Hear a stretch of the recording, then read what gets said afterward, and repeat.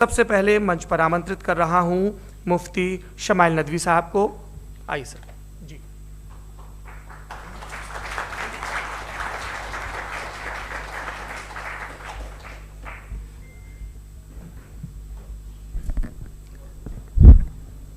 एक आखिरी गुजारिश, बोलना शुरू करें आप लोग प्लीज अपने फोन फ्लाइट मोड पे या साइलेंट मोड पे रखें। एक बार चेक कर लें, कई बार बेध्यानी हो जाती है।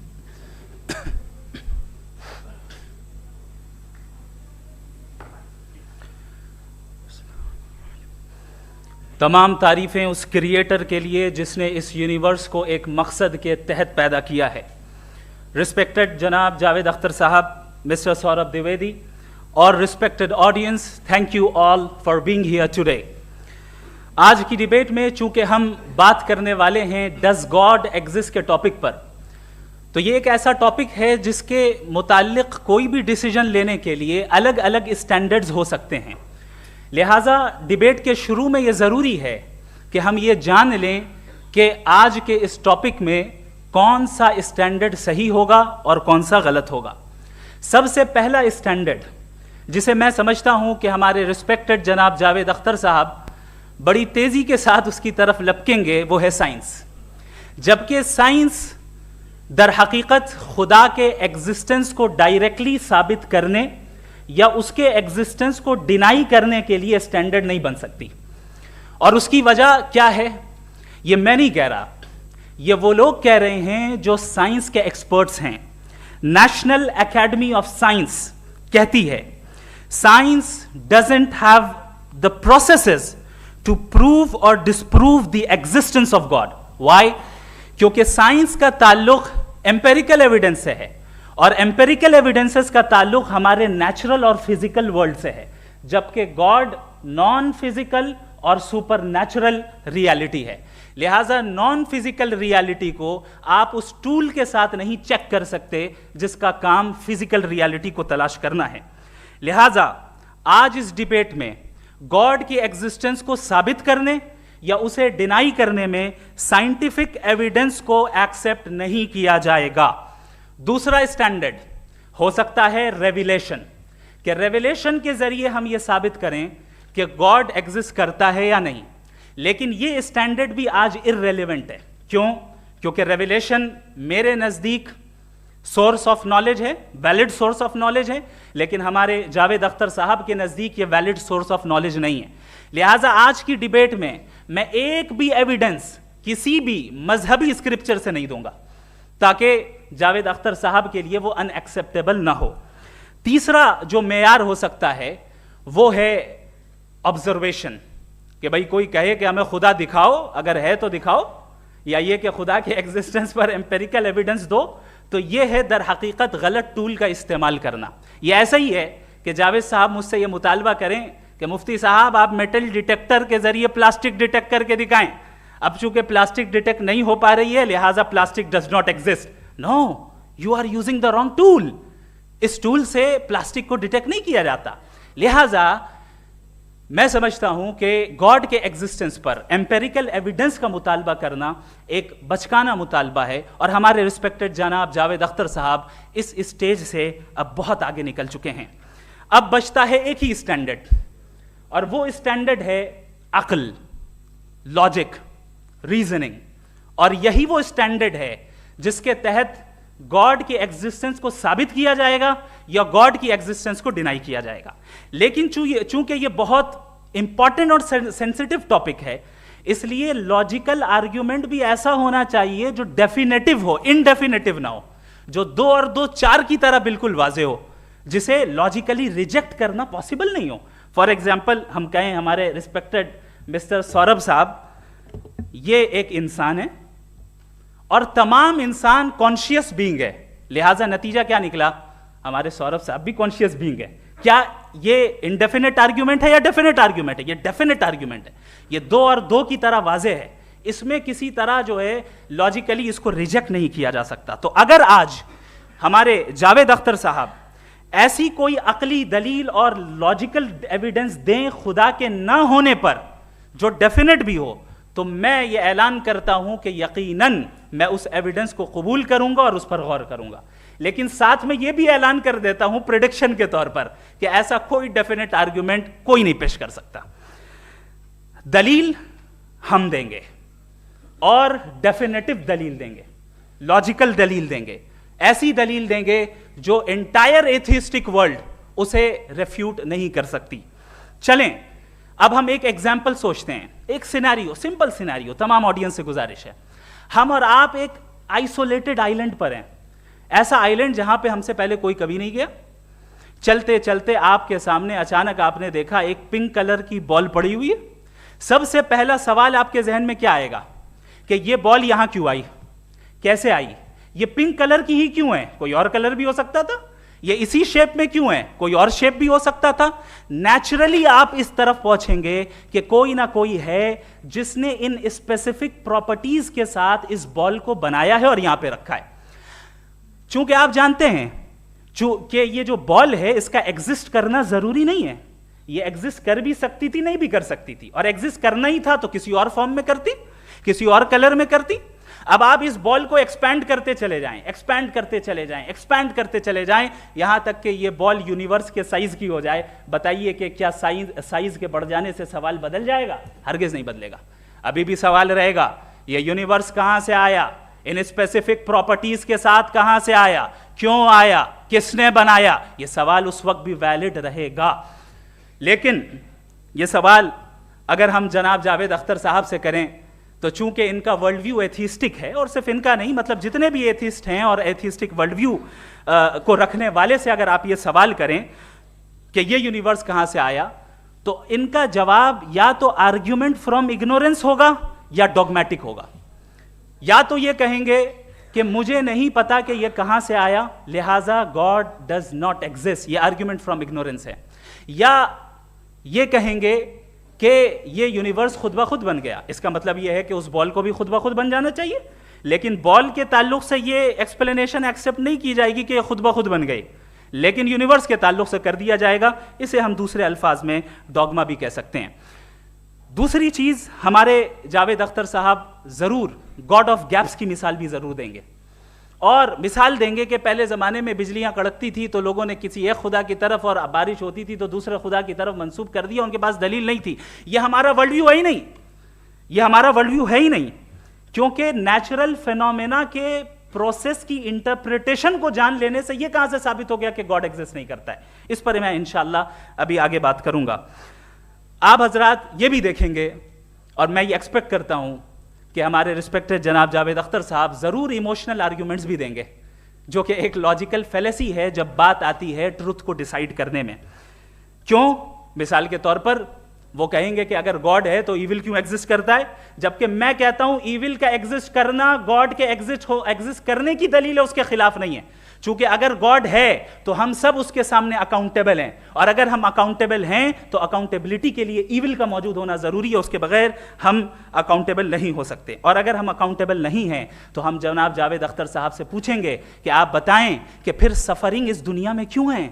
अगर खुदा नहीं है तो सफरिंग क्यों है? और उन लोगों के जज्बे का क्या जिनके अंदर सफरिंग के बाद इंतकाम लेने का जज्बा पाया जाता है और वो इस दुनिया से ऐसे ही चले गए, क्या उनकी सारी तकलीफें बेकार चली जाएंगी? अब आ जाएं उसी एग्जाम्पल की तरफ कि बॉल, मुझसे अगर कोई पूछे इस बॉल को किसने बनाया और या इस एक्सपेंडेड बॉल को किसने बनाया, मैं कहूंगा कि चूंकि ये यूनिवर्स और इस यूनिवर्स की तमाम चीजें कॉन्टिंजेंट हैं। कॉन्टिंजेंट होने का मतलब ये होता है कि जो अपने एग्जिस्टेंस पे किसी के ऊपर डिपेंड करती हो, तो जाहिर है ये यूनिवर्स कॉन्टिंजेंट है। और अगर कोई चीज कॉन्टिंजेंट नहीं है तो मैं रिक्वेस्ट करूंगा कि मुझे दिखा दें कि कौन सी चीज यूनिवर्स में कॉन्टिंजेंट नहीं है, हम भी जरा गौर कर लें और हम भी देख लें। और जब कॉन्टिंजेंट चीजें मौजूद हैं तो फिलोसोफर्स की इस्तिलाह के मुताबिक, हम उस टर्मिनोलॉजी के मुताबिक हम उस जगह तक पहुंचते हैं और उस हस्ती तक पहुंचते हैं जिसे नेसेसरी बीइंग कहा जाता है, कि ये वो नेसेसरी बीइंग है जिसका मौजूद ना होना नामुमकिन हो। चूंकि अगर ये मौजूद ना हो तो सारी चीजें एग्जिस्टेंस में आएंगी ही नहीं, और ये सारी कॉन्टिंजेंट चीजें उसी के ऊपर डिपेंड करती हैं। अब अगर आप ये सवाल करते हैं कि फिर उस हस्ती को किसने बनाया, फिर उसका कॉज क्या है, फिर उसका कॉज क्या है, फिर उसका कॉज क्या है, और एंडलेसली चले जाएं, इसे हम कहते हैं इन्फिनिट रिग्रेस ऑफ कॉजेस, जो कि लॉजिकल फेलेसी है। कॉन्सेप्चुअली इन्फिनिटी पॉसिबल है। मिसाल के तौर पे न्यूमेरिकल्स 1 2 3 गिनते चले जाएं, इन्फिनिट नंबर्स हैं। मैं कॉन्सेप्चुअली बात नहीं कर रहा, प्रैक्टिकली रियलिटी में साबित करके दिखाएं कि infinite regress of causes possible हैं या नहीं। अगर पॉसिबल हैं तो हम मान लेंगे, मिसाल दे दें, और पॉसिबल नहीं है तो एक ही ऑप्शन बचता है जिसे हम कहते हैं नेसेसरी बीइंग। ऐसी नेसेसरी बीइंग जो इंडिपेंडेंट है, क्योंकि अगर वो डिपेंडेंट हुई तो वो नेसेसरी नहीं रहेगी। ऐसी इंडिपेंडेंट बीइंग जो इटर्नल है, अगर वो इटर्नल नहीं होगी, उसकी बिगिनिंग होगी तो वो खुद कॉन्टिंजेंट है। ऐसी बीइंग जो पावरफुल है, क्योंकि कॉन्टिंजेंट को एक्चुअलाइज करने के लिए पावर चाहिए। ऐसी बीइंग जो इंटेलिजेंट है और नॉलेजेबल है, क्योंकि ये यूनिवर्स स्पेसिफिक फॉर्म और स्पेसिफिक लॉज ऑफ नेचर के तहत प्रिसाइजली चल रहा है। थैंक यू मुफ्ती साहब। मैं इन दलीलों के बाद जावेद अख्तर साहब से गुजारिश करूंगा, आप बैठ के बोलना चाहेंगे या वहां? जी।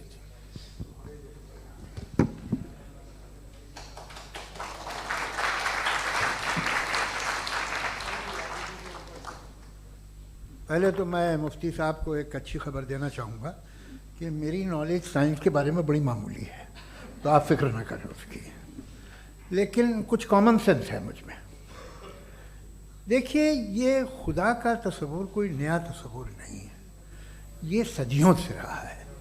ये कुछ रिलीजन 3000 साल पुराने होंगे, 4000 साल पुराने होंगे, लेकिन इंसान कोई 10,000 12,000 साल से एग्जिस्ट करता है होमोसेपियन की शक्ल में, और हमेशा कुछ ना कुछ मज़हब रहे। ये मज़हब जाहिलों के नहीं थे, ये मज़हब एक ऐसी ग्रीक सोसाइटी के थे जहाँ बड़े बड़े फिलोसफर्स पैदा हुए।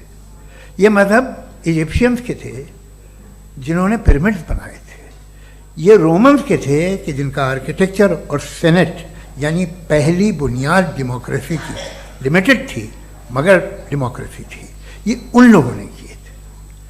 तो इनका जो जुपिटर था, रा था, ज़्यूस था, उन्हें उस पर इतना ही एतमाद था जितना आज किसी मजहबी आदमी को अपने खुदा पे होगा।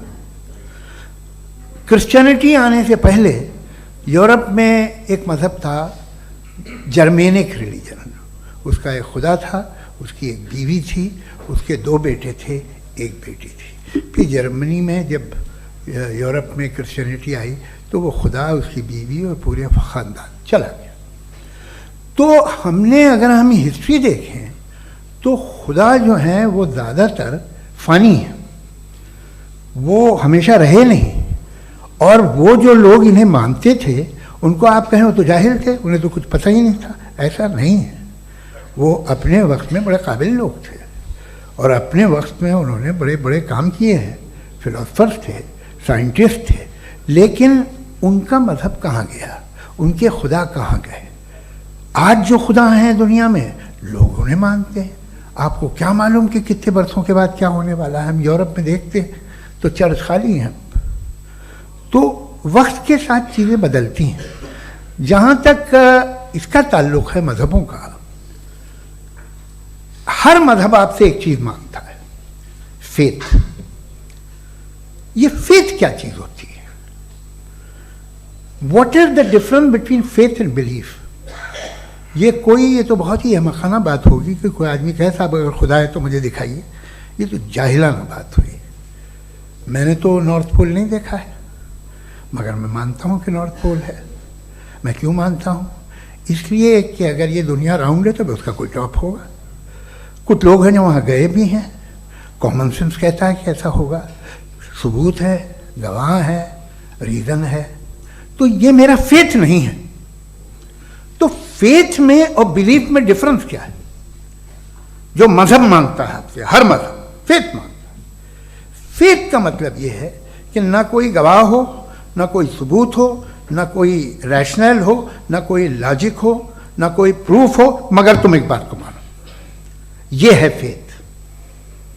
वरना बिलीफ होता। अगर इसमें कुछ भी सबूत होते, गवाह होते, तो फिर इसे आप बिलीफ कहते। जैसे मेरा बिलीफ है कि नॉर्थ पोल है, मेरा फेथ थोड़ी है। फेथ इन तमाम शर्तों को रद्द करता है। तो फिर स्टुपिडिटी क्या है? अगर मैं एक बात ऐसी मानूं जिसकी ना कोई लॉजिक है, ना कोई रैशनल है, ना कोई प्रूफ है, ना कोई गवाह है, ना कोई सबूत है, और मैं उसे मानूं, तो ये स्टुपिडिटी हुई।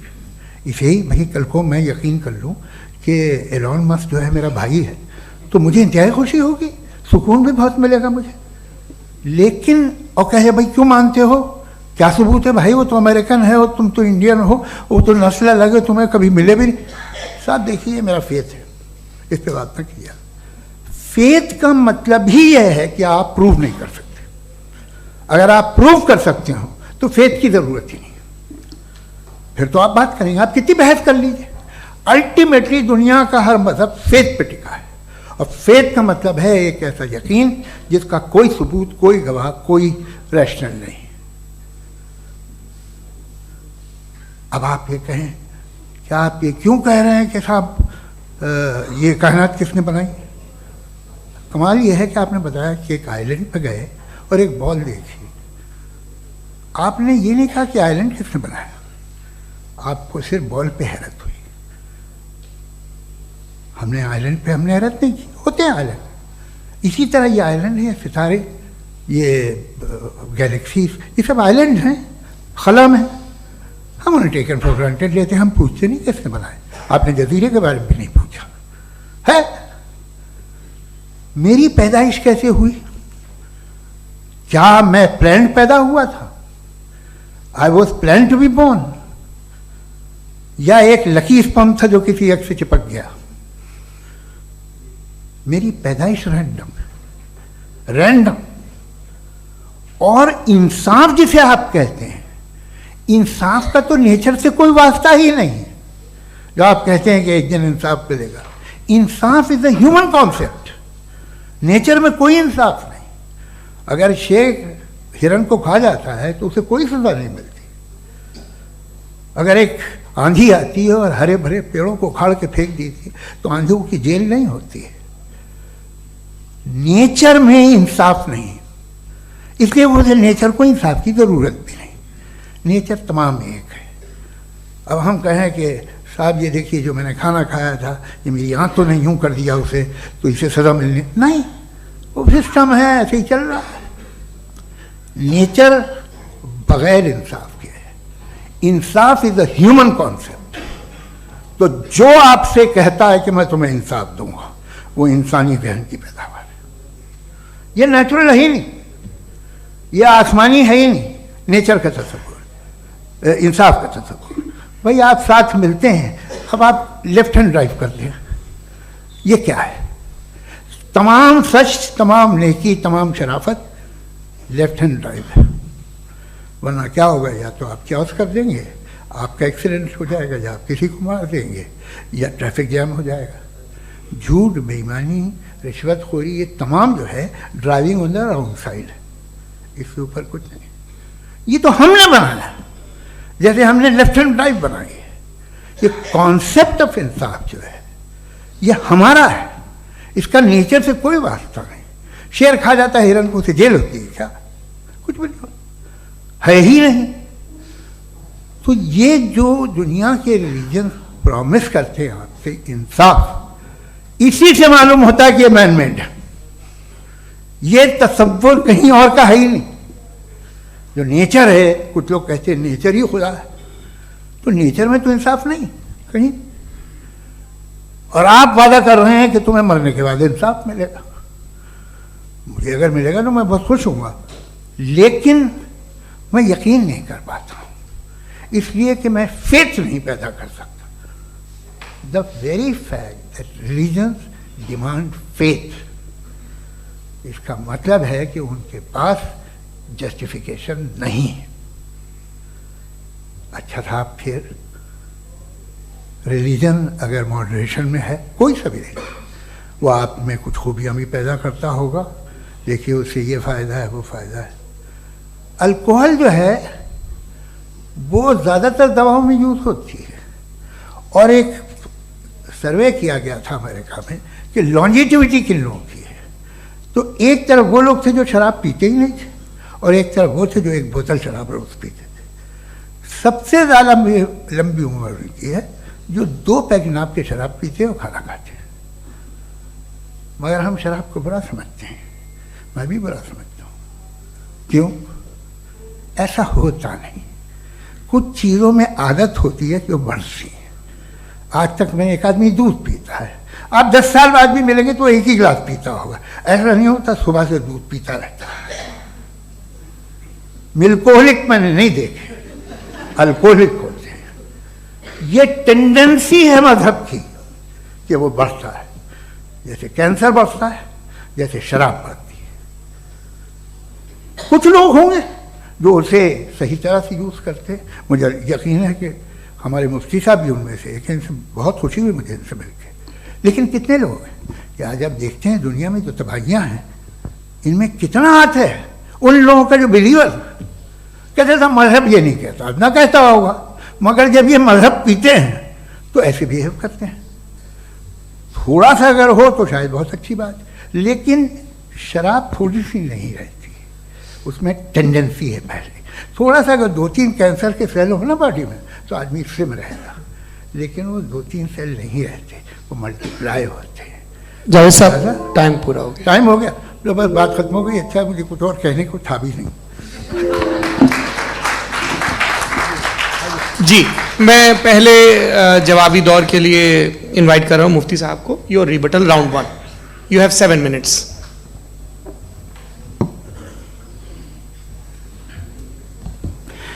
Thank you very much Javed साहब। आपकी बात को सुनकर बड़े महजूज हुए हम लोग। महजूज, do you understand? We enjoyed. Okay, अब थोड़ा सा लॉजिकली उसको हम लोग देखते हैं। दरअसल हम लोगों ने कल गुजारिश की थी मुफ्ती साहब से भी, जावेद साहब से भी, कि हिंदुस्तानी ज़बान आम फहम सबको समझ में आ जाए और जहां कहीं आप मुश्किल शब्द इस्तेमाल करें वहां बताते भी चलें। Thank you. तो सबसे पहले हमारे रिस्पेक्टेड जावेद साहब ने हवाला दिया कि खुदा फानी है। कितने मजहब आगे चले गए, किसी ने जुपिटर को खुदा माना, किसी ने किसी को माना। मैं कहता हूं जिसने कॉन्टिंजेंट चीज को खुदा माना, गलत माना, वो खुदा ही नहीं, वो खुदा ही नहीं है। हम तो नेसेसरी बीइंग को साबित करने बैठे हैं, वो नेसेसरी कॉज जो इटरनल है, जो अबदी भी है और अजली भी है। हम किसी और को साबित करने नहीं बैठे। दूसरी चीज उन्होंने कहा कि फेथ एंड बिलीफ, ये एक ऐसी डेफिनेशन है फेथ की जो इन्होंने पहली मर्तबा पेश की है, या माफ कीजिएगा इन्होंने पहली मर्तबा पेश नहीं की है, रिचर्ड डॉकिंस ने पहली मर्तबा पेश की है। मुझे मालूम है ये सोर्स कहां से है। एपिस्टेमोलॉजिकली फेथ और बिलीफ का फर्क आप इस तरह नहीं कर सकते सर। फेथ सही भी होता है, गलत भी होता है, बिलीफ सही भी होता है, गलत भी होता है। जो लॉजिक, रीजन और एविडेंस से बैक्ड होगा वो फेथ सही होगा। और आप जिस फेथ की बात कर रहे हैं कि इलॉजिकल है और उसके पीछे नहीं है, तो we are on the same page. हम नहीं मानते उस फेथ को, जो फेथ ऐसा हो जिसके पीछे कोई लॉजिक ना हो, एविडेंस ना हो, हम नहीं मानते। हम तो उस फेथ के कायल हैं जिसके पीछे लॉजिक हो और एविडेंस हो। तो बिलीफ सही भी होता है, गलत भी होता है, फेथ भी सही होता है और गलत भी होता है। तो आज फेथ और बिलीफ के डिफरेंस पे बात नहीं हो रही। आज आप चाहे फेथ एक्सेप्ट कर लें या बिलीफ एक्सेप्ट कर लें, आज ये बात होगी कि ट्रूथ क्या है, चाहे ट्रू बिलीफ सही है या ट्रू फेथ सही है, और फॉल्स फेथ क्या है और फॉल्स बिलीफ क्या है, बात इस पे हो रही। दूसरी चीज इन्होंने पूछा स्टुपिडिटी फिर क्या है। अगर फेथ रिलीजन स्टुपिडिटी नहीं है तो और क्या है? चूंकि फेथ का मुतालबा करते हैं तो स्टुपिडिटी क्या है? मैं कहता हूं स्टुपिडिटी एथिज्म है। उसकी वजह यह है कि आप एक सड़क पे जा रहे हो और आप किसी गार्डन में जाएं और देखें वहां लिखा है फूलों के साथ I love Javed Akhtar, and I really do, I love you sir. So जब आप वहां पर पहुंचे तो वहां पहुंचकर अब ये बताएं, क्या आप ये कहेंगे वाह व्हाट अ नेचुरल सिलेक्शन? ये क्या नेचुरल सिलेक्शन है? नहीं, ये प्रिसाइजली डिजाइंड है, इसके पीछे डिजाइनर है। लिहाजा अगर कोई एक ऐसी कॉमन सेंस की बात को कबूल नहीं कर रहा है कि यूनिवर्स जो इतने प्रिसाइजली काम कर रहा है, हम कह दें कि खुद ब खुद बन गई, मैं समझता हूं इससे बड़ी स्टुपिडिटी और कुछ नहीं है। ये रैशनल चीज है। फिर हमारे सर ने कहा कि आपने बॉल पे फोकस किया, आइलैंड पे फोकस नहीं किया। अरे आइलैंड को किसने बनाया यही समझाने के लिए तो बॉल की मिसाल दे रहा हूं। और बॉल भी कॉन्टिंजेंट है, आइलैंड भी कॉन्टिंजेंट है, दोनों नेसेसरी बीइंग का मुतालबा करते हैं। आगे इन्होंने कहा कि नेचर में कोई इंसाफ नहीं है। हम डिसाइड करते हैं कि मोरालिटी क्या होती है, इंसाफ क्या होता है। हम डिसाइड करते हैं, जैसे ड्राइविंग सीट में ट्रैफिक वाला, ये तो किसी खुदा ने नहीं कहा, ये है, इसे कहते हैं फॉल्स इक्विवेलेंस। ये एक लॉजिकल फेलेसी है। आपने जो है मिसाल दी ड्राइविंग की और ट्रैफिक की, ये सब्जेक्टिव मोरालिटी है। आप सब्जेक्टिव मोरालिटी को मिसाल बनाकर ऑब्जेक्टिव मोरालिटी के ऊपर नहीं थोप सकते। इंसाफ की ऑब्जेक्टिव मोरालिटी, अगर आप ये कहते हैं कि नेचर में इंसाफ नहीं है तो इंसाफ का न होना ये नेचुरल हुआ, तो फिर नेचर को नेचर रहने दे, क्यों हम इतना स्ट्राइव कर रहे हैं दुनिया में इंसाफ लाने के लिए? ये तो इलॉजिकल बात है, इरैशनल बात है। इसलिए बहुत सी चीजें ऐसी हैं जो ऑब्जेक्टिवली जो है इविल या गुड हैं, और बहुत सी चीजें ऐसी हैं जो सब्जेक्टिवली हैं। सब्जेक्टिवली जो मोरल होता है या इमोरल होता है उसको हम सोशल कंसेंसस से या पर्सनल प्रेफरेंस से डिसाइड करते हैं, लेकिन जो ऑब्जेक्टिव मोरालिटी है जिसमें इंसाफ आया, जो इन्होंने बार बार रिपीट किया, ये ऑब्जेक्टिव है, सब्जेक्टिव नहीं है। अगर आप कहते हैं ये सब्जेक्टिव है तो मेरा सवाल आपसे ये है, क्या सोशल कंसेंसस के जरिए अगर जुल्म को सही करार दे दिया जाएगा तो आप जुल्म को जस्टिफाई करेंगे? दूसरी चीज, इन्होंने ये कहा कि 2 पैक शराब पी लें तो वो उतने पे नहीं रहता, बढ़ जाता है। यही मामला मजहब के साथ है, 2 पैक आप पी लें बढ़ेगा। तो ये एक ऐसी मिसाल है, इसको कहीं भी फिट कर लें कि आप एथिज्म पे जब फिट करें, जब आप 2 पैक एथिज्म का लेंगे ना तो वो बढ़ बढ़ के नॉर्थ कोरिया बनेगा। Thank you.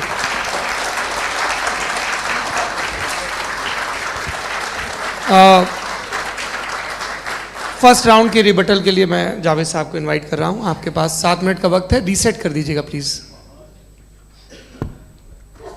मुझे इस बात की खुशी है कि मुफ्ती साहब ने भी मान लिया कि नेचर में कोई इंसाफ नहीं है। तो कोई भी चीज़ जो इंसान ने नहीं बनाई है उसमें इंसाफ नहीं होता है। एक बात मैं आपसे अर्ज़ करूं, ज़रा पता लगा लीजिएगा, ये जो आप बाग में जाते हैं बेहद खूबसूरत फूल देखते हैं ना, इनमें से कोई नेचुरल नहीं है। ये सारे फूल क्रॉस करके बनाए गए हैं। जो जंगल में फूल होते हैं निहायत मामूली होते हैं, ये फूल इंसानों ने बनाए हैं। जो आप बाग में देख के वाह वाह कहते हैं, ये इंसानों के बनाए हुए हैं। डिफरेंट फूलों को क्रॉस करके, डेवलप करके, फिर क्रॉस करके इस तरह से बनाए गए। नेचुरल फ्लावर नहीं, किसी जंगल वीरान में जाके आप गुलाब के फूल नहीं देखेंगे। ये सब बनाए हुए इंसान ने, बहुत से काम इंसान ने किए हैं।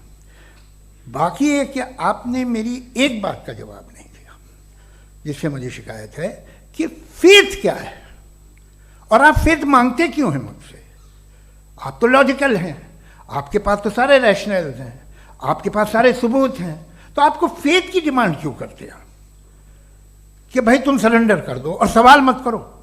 कोई मजहब सारे सवाल करने की इजाजत नहीं देता है और मना करता है कि ज़्यादा सवाल ना करो, बह जाओगे तुम। आप क्यों रोकते हैं? हकीकत यह है कि इंसानी तारीख क्या है। इंसानी तारीख ये है कि दुनिया में 2 तरह के लोग हुए हैं। एक वो जिन्होंने अपनी लाइल्मी की परस्तिश की है, दूसरे वो जिन्होंने अपनी इग्नोरेंस या लाइल्मी से झगड़ा किया है और मालूम किया है कि क्या है। ये जो आप कह रहे हैं, आज आप हैरान हैं कि भाई ये यूनिवर्स कैसे बनी। लोग हैरान थे कि सूरज डूबता है तो इधर से कैसे निकलता, और आप एक कदम जाके हमेशा का मानने को तैयार है, एक कदम पीछे ही मान जाइए। भाई आप इसके बाद जाते हो, कहते सवाल ना करना कि ये कहाँ से आया, ये पावर तो हमेशा से हमेशा रहेगी। तो आप यूनिवर्स के बारे में मानने में क्या तकलीफ है? एक कदम पहले रुक जाइए, ये हमेशा से थी या नहीं थी हमें मालूम नहीं है। और ये कहना कि हमें मालूम नहीं है, कमाल ये है कि दुनिया के सारे मजहब सब जानते हैं ये दुनिया कैसे बनी थी, कैसे मिटेगी, मरने के बाद क्या होगा, इनको सब इल्म है। इनको किसी को डायनासोर होते थे पहले ये नहीं पता था, किसी को नहीं पता। किसी भी दुनिया की मजहबी किताब में डायनासोर का जिक्र नहीं है, लेकिन बाकी सब बातें, how to make universe in 4 easy lessons and बाकी सब पता है। जिसको सब पता है वो गड़बड़ है। हम में ये इंकिसार, ये ह्यूमिलिटी होनी चाहिए कि हम ये कहें कि हमें ये बहुत सारी बातें नहीं मालूम, लेकिन हम उनकी परस्तिश ना करें, अपनी लाइल्मी को की परस्तिश ना करें, हम उसे पता लगाने की कोशिश करें। जिस दुनिया में आप बैठे हैं सर, ये हॉल जो है, ये इलेक्ट्रिसिटी जो है, ये माइक जो है, जिस हवाई जहाज से आप आए थे, वो जिस कार से आप यहाँ आए हैं, ये सब उन लोगों की बनाई हुई है जिन्होंने सवाल किए थे। ये दुनिया जिसमें आप आज आराम से हैं, ये उन लोगों की बनाई है कि जिन्होंने सवाल किए थे, और हर स्टेज पे इन सवालों को मकरूह कहा गया था, गलत कहा गया था, आप ज़रा तारीख पढ़िए, एक बड़ी दिलचस्प किताब है बर्ट्रैंड रसेल की, जिसमें उसने रिलीजन एंड साइंस कि कब से रिलीजन जो है साइंस के अगेंस्ट है, और हद तो ये है कि भाप के इंजन के खिलाफ थे, स्टीम इंजन के भी खिलाफ थे, और फतवे हुए उन पर, वेटिकन ने दिए। तो ये हमेशा, अभी जैसे ही ये राइट विंगर आते हैं अमेरिका में पावर में, तो वो जो अपना ये क्या बोलते हैं उसे, सीड क्या बोलते हैं, सीड क्या जो, हाँ नहीं सीड जो होते हैं जिन पे जी नहीं भाई, वो जो ह्यूमन बॉडी के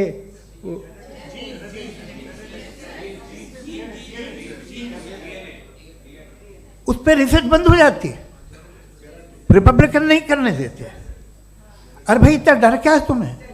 एक ज़माने में बहुत नाराज़ थे ये सारे मजहबी लोग कि ये इंसान तो इंसान बनाने की कोशिश कर रहा है, आपको क्या तकलीफ भाई, बना ले तो बना लेने दो, ये खौफ क्या है? और ये सब आज जो आप कह रहे हैं नामुमकिन है, ये कैसे हुआ? मुझे एक किस्सा याद आता है, जब मैं छठी क्लास में था तो मैं मैथमेटिक्स में बहुत वीक था, तो एक टीचर रख दिया गया, उसने 1 2 3 4 5 6 7 को सिखा दिया मुझे। वो दिन मैं भूल नहीं सकता हूँ मुफ्ती साहब, जिस दिन उसने ये बताया कि 1/2 क्या होता है और 3/4 क्या होता है, मुझे ऐसा लगा कि मेरा सर बीच से फट जाएगा। ये आदमी कह रहा है कि जो दीवार के अंदर जाओ वॉक करते हुए। आज हंसता हूँ मैं इस बात पे। तो आज जो बातें आपके जहन से बिल्कुल परे हैं और आप हैरान होते हो उन्हें देख के, एक वक्त आएगा कि मामूली लगेंगे, और हुआ है। आपकी इंसानी तारीख ही है। इतनी जल्दी सारे फैसले आप मत कर लीजिए, थोड़ा ये ह्यूमिलिटी रखिए कि भाई ये हमें नहीं मालूम। ये कहने में क्या आ रहा है? ये यूनिवर्स कहाँ तक फैली, ये कब से है और कब तक रहेगी, हमें नहीं मालूम। आपने फैसला कर लिया कब बनी, ये आपके हिसाब से कोई 14 बिलियन ईयर बनी जो समझा जाता है। उससे पहले हजारों करोड़ों अरबों साल तक खुदा बैठा क्या कर रहा था? खामोश बैठा था, ऐसी जमाइयाँ ले रहा था। फिर उसे आइडिया आया, यार एक काम करते, वक्त अच्छा गुजर जाएगा, यूनिवर्स पर आपसे सोचिए। वो तो हमेशा से है ना, मगर यूनिवर्स हमेशा से नहीं है, ये तो बनाई गई है। और उससे पहले क्या था, इनका क्या काम था? कैसी बात है, ये बड़ा आसान है। जो बात हमें आज धीरे धीरे पता चली है, बरसों 2000 और 2500 साल पहले आपको किसी ने बता दिया कि क्या था, आप मान गए, और तब से वही मान रहे हैं जो 2500 साल पहले कहा गया था। सब कुछ बदल गया है, सॉल्व हो रही हैं चीज़ें। अभी साइंस बिल्कुल दावा नहीं करती, या कोई फिलोसफर ये दावा नहीं करता कि हमें सब मालूम, बल्कि वो कहता है कि हमें जितना मालूम होता है उससे ये मालूम होता है कि हमें कितना कम मालूम। तो हम अपनी जहालत से लड़ें, उसकी परस्तिश न करें। जी, टाइम है। Thank you so much. मैं तर्कों की श्रृंखला में राउंड 2 के लिए मुफ्ती साहब को आमंत्रित कर रहा हूँ। आपके पास एक बार फिर से 7 मिनट का वक्त है। शुक्रिया। जनाब जावेद अख्तर साहब कई मर्तबा दोहरा रहे हैं कि फेथ का मतलब बताइए, फेथ का मतलब बताइए। मैंने बता दिया, फेथ सही भी होता है, गलत भी होता है। और आज हम फेथ पे बात नहीं कर रहे, हम ट्रूथ और डज गॉड एग्जिस्ट पे बात कर रहे हैं। क्या डज गॉड एग्जिस्ट, ये ट्रूथ यानी गॉड है या नहीं है, इसमें से दोनों ट्रूथ क्या है। अब आप उसे फेथ कह लें, बिलीफ कह लें, नॉट माई बिजनेस। उसके बाद आपने कहा कि भाई सवाल करने से मजहब रोकता है। मैं कहता हूं जो रोकता है वो रोकता होगा, मैं नहीं रोकता, बल्कि सवाल करें, सवाल करना चाहिए। सवाल कर करके तो हम आगे बढ़ते हैं, तरक्की करते हैं, और इसीलिए मैं आज यहां पे आया हूं। लेकिन सवाल सिर्फ खुदा से नहीं होगा, आपसे भी होगा। सवाल एथिज्म से भी होगा, सवाल सिर्फ मजहब से नहीं होगा, सबसे होगा। और आज मैं सवाल करूंगा और उम्मीद है कि आप जवाब देंगे। अभी तक आपने वैसे कॉन्टिंजेंसी आर्ग्यूमेंट का कोई जवाब नहीं दिया। चलें, आपने कहा यूनिवर्स के बारे में इटर्नल क्यों नहीं बोल देते। ये चूंकि लॉजिकली पॉसिबल ही नहीं है कि यूनिवर्स इटर्नल हो। यूनिवर्स एक कॉन्टिंजेंट चीज है जो टाइम एंड स्पेस के पाबंद है, टाइम एंड स्पेस से बाउंड है। जो टाइम एंड स्पेस से बाउंड होगा वो कॉन्टिंजेंट होगा, जो कॉन्टिंजेंट होगा वो उसकी बिगिनिंग हुई होगी, जिसकी बिगिनिंग हुई होगी वो इटर्नल नहीं हो सकता। ये तो कॉमन सी बात है। आपने कहा कि किसी मजहबी किताब में डायनासोर का जिक्र नहीं है। अफसोस कि आज तक किसी मैथमेटिक्स के किताब में मुझे डायनासोर का जिक्र नहीं मिला। तो इसका मतलब मैथमेटिक्स की किताब बेकार है? नहीं, उसका वो टॉपिक नहीं है। रेवलेशन का और मजहबी किताबों का टॉपिक ये नहीं है कि आपको आके बताए साइकिल कैसे बनाते हैं, या आकर ये बताएं कि जो है डायनासोर कब था। वो तो मोरालिटी सिखाने आया है, गॉड के बारे में बताने आया, नॉन फिजिकल रियलिटी की हकीकत को सिखाने के लिए आया। रिलीजियन साइंस को रोकता है? नहीं रोकता। अगर रोकता है तो गलत करता है। रिलीजियन साइंटिज्म को रोकता है, जिसमें हमारे जावेद साहब मुब्तला हैं। साइंस और साइंटिज्म में फर्क है। साइंटिज्म यह है कि आप समझें कि साइंस और साइंटिफिक मेथोडोलॉजी ये नॉलेज को हासिल करने का वाहिद सोर्स ऑफ नॉलेज है। यह है साइंटिज्म। हम इसे रिजेक्ट करते हैं। हम साइंस को तो तरक्की करते हैं, भाई आप हमारी पूरी तारीख कर लें, पढ़ लें तो आपको पता चल जाएगा। बहरहाल ये अलग टॉपिक है। उसके बाद इन्होंने एक लफ्ज कहा, वेटिकन ने फतवा दिया। वेटिकन का फतवे से कोई ताल्लुक नहीं है, दोनों कॉन्ट्राडिक्टरी अल्फाज हैं। उसके बाद उन्होंने कहा कि भाई हमें नहीं मालूम। अगर नहीं मालूम तो क्लियरली कह देना कि नहीं मालूम है, इसमें क्या हर्ज है। तो वही तो मैं कह रहा हूं ना कि आप कह दें कि नहीं मालूम, लेकिन क्लेम क्यों कर रहे हैं कि गॉड एग्जिस्ट नहीं कर रहा है। आप कह दें नहीं मालूम है, हो सकता है हो सकता ना हो, लेकिन आप क्लेम कर रहे हैं। The moment you say God does not exist, this is a claim, and now the burden of proof is upon you to, जैसे हमारे ऊपर है। और क्यों है मैं बताता हूं, क्यों है ये भी मैं बताता हूं। फिलोसॉफिकली जो क्लेम होता है ना, सिर्फ ये नहीं होता कि इंसान कहे पॉजिटिव क्लेम करे और नेगेटिव क्लेम करे तो बर्डन ऑफ प्रूफ नहीं है। आप मिसाल के तौर पे मैं कहूं कि फुला उस कमरे में कोई नहीं है, मैंने एक नॉलेज का क्लेम किया है। उस कमरे में कोई नहीं है, मैंने एक नॉलेज का क्लेम किया। या तो मैं कहूं मुझे नहीं पता, हो भी सकता है नहीं भी हो सकता है, this is not a claim. लेकिन जब मैं कह रहा हूं कि वहां कोई नहीं है, या मैं कह रहा हूं वहां कोई है, दोनों क्लेम है और दोनों के ऊपर बर्डन ऑफ प्रूफ है। हमारे ऊपर भी बर्डन ऑफ प्रूफ है। मैंने कंटिजेंसी आर्ग्यूमेंट दिया, इसे तोड़कर दिखाइए।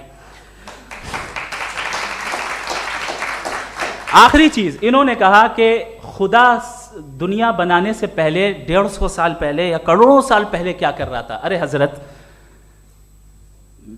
चलें बहरहाल मैं जवाब दे देता हूं। आप हमारे रिस्पेक्टेड पर्सनैलिटी हैं, अगर आप नहीं होते तो मैं ऐसे एंटरटेन ही नहीं करता।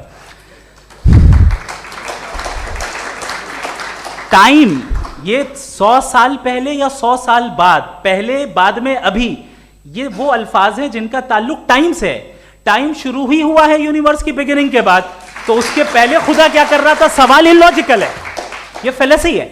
यानी आप ये कह रहे हैं कि यूनिवर्स के बनने से पहले खुदा क्या कर रहा था? टाइम के बनने से पहले, पहले का ताल्लुक टाइम से, टाइम उस वक्त था ही नहीं, तो ये सवाल ही इनवैलिड है खुदा के ताल्लुक से। दूसरी चीज, आर्ग्यूमेंट ऑफ कंटिजेंसी जो मैंने आपके सामने पेश की है, आपने बार बार ये प्रूफ किया और ये कह रहे हैं कि गॉड ऑफ गैप्स। देखिए पहले नहीं मालूम था, साइंस ने कर दिया। सिंपल्स की मिसाल से मैं समझा देता हूं। जिस गैप्स की आप बात कर रहे हैं ना, साइंस उन गैप्स को जिन चीज के जरिए भी प्रूव करेगा वो कॉन्टिंजेंट ही होगा, अब चाहे वो फोर्स हो, मैटर हो या एनर्जी हो। लिहाजा सवाल हमारा उस वक्त भी वैलिड होगा जब तक कि आप नेसेसरी बीइंग पे ना आ जाएं, और इन्फिनिट रिग्रेस पॉसिबल नहीं है of causes in practical world, तो जाहिर है कहीं रुकना पड़ेगा, जहां रुकेंगे वही खुदा है। दूसरी चीज, आपने ये कहा, क्या कह रहा था मैं, किस पॉइंट को? What? Oh no, after that, just now. हाँ, जहां रुकेंगे वही खुदा है। बहरहाल, तो टाइम का जिक्र हो गया, गॉड ऑफ गैप, सॉरी, या इसकी एक मिसाल आप ले लें। एक कार है, एक साहब ने देखा कि भाई कार जो है उसके व्हील्स कितने अच्छे लगे हुए हैं, सही जगह पे, स्टीयरिंग जो है कितने अच्छे जगह पे लगी हुई है, और सीट्स कितने वेल डिजाइंड है, कितनी प्रिसाइजली ये कार काम कर रही है। तो जरूर कोई ना कोई इसे क्रिएट किया है, किसी ने क्रिएट किया है। अब जावेद साहब आए और कहे अरे जनाब बोनेट खोलिए, इसमें इंजन है, इंजन इस कार को चला रहा है, hence prove no one has created the car. This is illogical, this is irrational. आपने इंजन के जरिए उस गैप को तो साबित किया, लेकिन क्या उससे कार की जो क्रिएशन है और उसका जो क्रिएटर है ये इम्पॉसिबल हो जाए? ऐसा पॉसिबल है? उसका सवाल खत्म हो जाए, ऐसा पॉसिबल है? नहीं।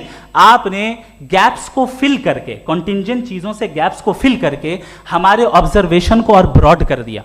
अब हमें और पता चल गया कि ये जो कार है इसका सिस्टम कितना ज्यादा कॉम्प्लेक्स है। पहले कम समझते थे, अब कॉम्प्लेक्सिटी और ज्यादा वाजे हो गई। अब हमें समझ में आ रहा है कि हमारी सर्टेनिटी और बढ़ गई कि जरूर इस कार को किसी ना किसी ने बनाया। यही मामला यूनिवर्स का है। साइंस हमेशा फिजिकल वर्ल्ड की चीजों को ही फिल करती जाएगी और फिजिकल चीजों से ही करती जाएगी, चूंकि एम्पेरिकल एविडेंस का ताल्लुक फिजिकल वर्ल्ड से है। आप साइंस के जरिए मेटाफिजिकल रियलिटी को कभी साबित नहीं कर सकते। ये रॉन्ग टूल का इस्तेमाल करना है। ये वही काम है कि आप मेटल डिटेक्टर से प्लास्टिक डिटेक्टर करने चलें, जो कि जाहिर है सही नहीं है। Thank you.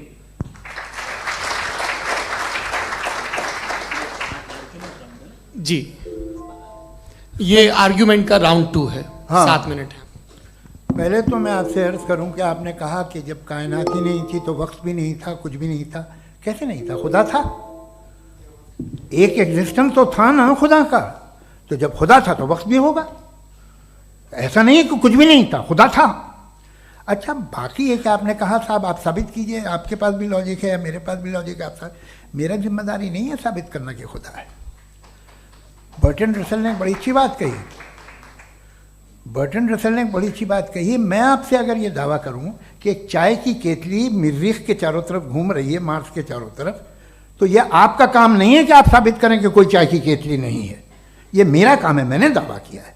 ये दावा तो मजहबी लोग करते हैं कि खुदा है। मैं क्यों साबित करूं कि नहीं है? जब तक आप मुझे कन्विंस नहीं कर देंगे मैं नहीं मानूंगा। आपकी जिम्मेदारी है, मेरी जिम्मेदारी नहीं है। दोयम ये कि ये जो आप कह रहे हैं, जो गैप्स हैं, ये गैप जब जब किसी मजहब को चैलेंज करते हैं, जब ऐसा कोई बात आती है तो हंगामा हो जाता है कि जब वो चैलेंज करें किसी फेथ को। ये तमाम साइंस जो है इसे मुख्तलिफ जगहों पे मुख्तलिफ वक्तों में मजहब ने रोकने की कोशिश की है। ये किताब है religion and science, Burton Russell की, पढ़िएगा, अच्छी लगेगी आपको। तारीख ही है साइंस, मजहब की साइंस से उसका यही रिश्ता है। अच्छा, अब ये हम सोचें कि बहरहाल ये वजूद जो है मजहब और ये बिलीव इन गॉड इंसान को बेहतर बना देता है। तो एक काम कीजिए, हिंदुस्तान वर्ल्ड का नक्शा लीजिए और मार्क कीजिए कि रिलीजन कहाँ कहाँ ज़्यादा है, कहाँ कहाँ, चाहे वो लैटिन अमेरिका हो या मिडल ईस्ट हो या फार ईस्ट हो या हिंदुस्तान के वो इलाके जहाँ मजहबियत ज़्यादा है। रख दीजिए नक्शा अलग। अब दूसरा नक्शा कि कहाँ कहाँ नाइंसाफ़ी, रिप्रेशन, औरतों के हुकूक की पामाली, जुल्म, डिक्टेटरशिप कहाँ है। नक्शा एक ही होगा। तो आप मुझे बताएं कि जो इसका तरकीब इस्तेमाल क्या है। खुदा का तरकीब इस्तेमाल तो बताइए। आप छोटी सी दवा सड़क पे बेचते हैं, उसकी भी तरकीब इस्तेमाल बताते हैं। इसके इस्तेमाल से तो फ़ायदा नहीं हुआ किसी को। जो सारे के सारे ख़राब मुल्क हैं, ख़राब समाज है, वो सारे जुल्म खुदा के नाम पे करते हैं। वो गलत करते हैं, सही करते हैं, मुझे क्या लेना देना उससे। इस्तेमाल से मालूम होता ना। एक विस्की की बोतल कभी शायद देखी हो आपने, लाल रंग की होती है, उस पर रोशनी और छपड़ा इंतहाई खूबसूरत लगती है, क्या बिगाड़ रही है किसी का। उसका इस्तेमाल गलत है, इसलिए आप उसे नापसंद करते हैं। इसका इस्तेमाल गलत है, इस तसव्वुर का इस्तेमाल ही गलत है और हमेशा से गलत हुआ है। आप देख लीजिए, इंसानी तारीख देख लीजिए, आज देख लीजिए, हिंदुस्तान देखिए, दुनिया देख लीजिए, क्या हो रहा है। इसे कैसे इस्तेमाल कर रहे हैं। फेथ वाले लोग क्या फेयर हैं, जस्ट हैं, जो अपने खुदाओं पे यकीन रखते हैं, वो किस तरह के लोग हैं। वो लोगों को इंसाफ देते हैं, वो बेहतर इंसान बने। तो इस दवा का फ़ायदा क्या है। चलो बहुत फ़ायदा हो रहा तो मैं इस्तेमाल कर लूँगा, मुझे तो इस दवा का कोई फ़ायदा दिखता ही नहीं। मुझे तो ऐसा लगता, मैं एक और बात बताऊं, अगर कोई आदमी मजहबी है और अच्छा आदमी है तो मैं उसकी बहुत इज्जत करता हूँ, इसलिए कि मेरा ख्याल है मजहबी आदमी का अच्छा होना मुझसे अच्छा होने से ज़्यादा मुश्किल है।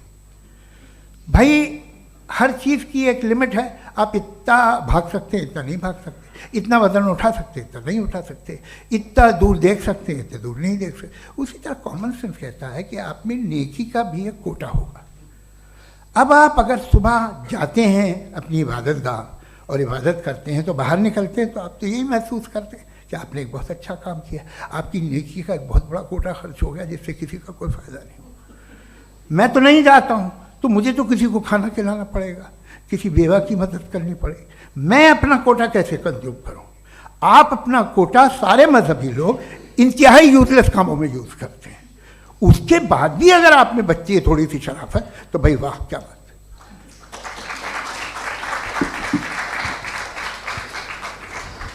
एक तो मुझे ये बात बहुत अच्छी लग रही है कि दोनों ही विद्वान समय को मानते हैं और बहुत समय से अपनी दलीलें और बाज दफ़ा समय से पहले अपनी तकरीरें पूरी करके अपनी अपनी कुर्सी पर बैठ रहे हैं। ये इस आर्ग्यूमेंट का राउंड 2 पूरा हुआ। अब रिबटल का राउंड 2 है और उसके बाद क्रॉस एग्जामिनेशन होगा। नहीं, आपका आर्ग्यूमेंट हो गया सर। हमारे यहाँ स्कूल के सिलेबस में पंच परमेश्वर कहानी पढ़ाई जाती है प्रेमचंद जी की लिखी हुई। आप निश्चिंत रहिए, आपके कोई राउंड में मिस नहीं होने दूंगा। रिबटल का राउंड 2 मुफ्ती शमाइल नदवी साहब।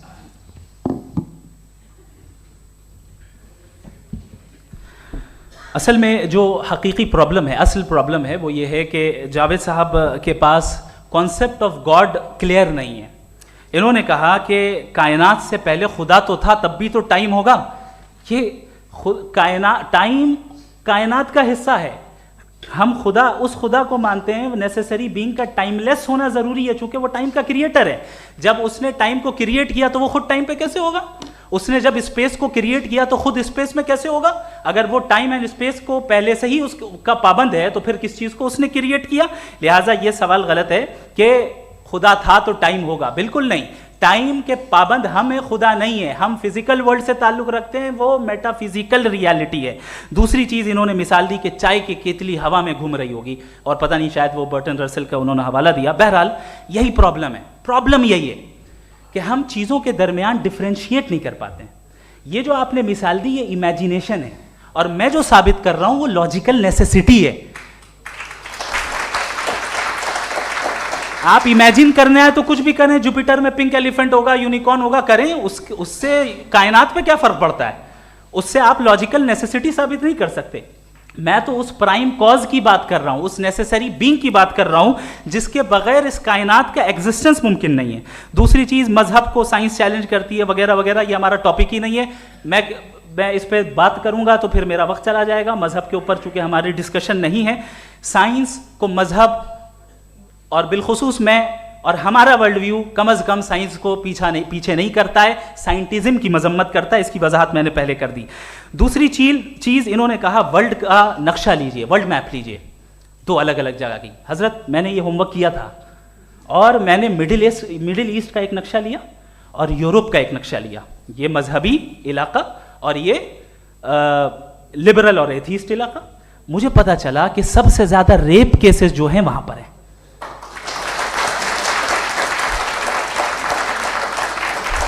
मुझे ये पता चला यूएन की रिपोर्ट के मुताबिक, मैं ये अपने घर से नहीं लेके आ रहा, कि जो वर्किंग वुमेन है यूरोपियन कंट्रीज में उसमें 81% वुमेन सेक्सुअल हैरेसमेंट का वर्क में शुमार हो रही है। ये मिडिल ईस्ट में नहीं हो रहा है, वो मजहबी लोग हैं इसलिए नहीं हो रहा है।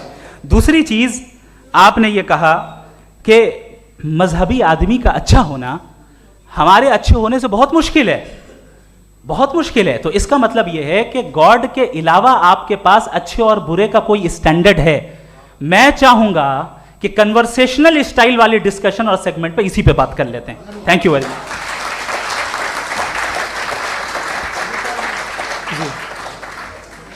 ये रिबटल का राउंड 2 है, आपके पास 5 मिनट का वक्त है और इसके बाद क्रॉस एग्जामिनेशन शुरू करेंगे। आप चाहें तो जो इन्होंने सवाल पूछे उनके जवाब आप रिबटल में भी दे सकते हैं। जी जी, देखिए पहले तो ये बात कि ये मिसाल गलत नहीं है, गलत है। इन्होंने पहले ही हमको डिसार्म कर दिया, कह लिया अकल से मामला सॉल्व नहीं हो सकता, लॉजिक से आप पहुंच नहीं सकते। ये एक मेटाफिजिकल चीज़ है। मेटाफिजिकल अजीब सा लफ्ज़ है, ठीक से किसी को माने नहीं मालूम इसके, तो ऐसा लगता है कुछ बड़ी चीज़ है। अरे भाई क्या होता है मेटाफिजिकल, बताओ, खड़ी हो। ये एक लफ्ज़ है जो कहीं भी इस्तेमाल हो जाता है।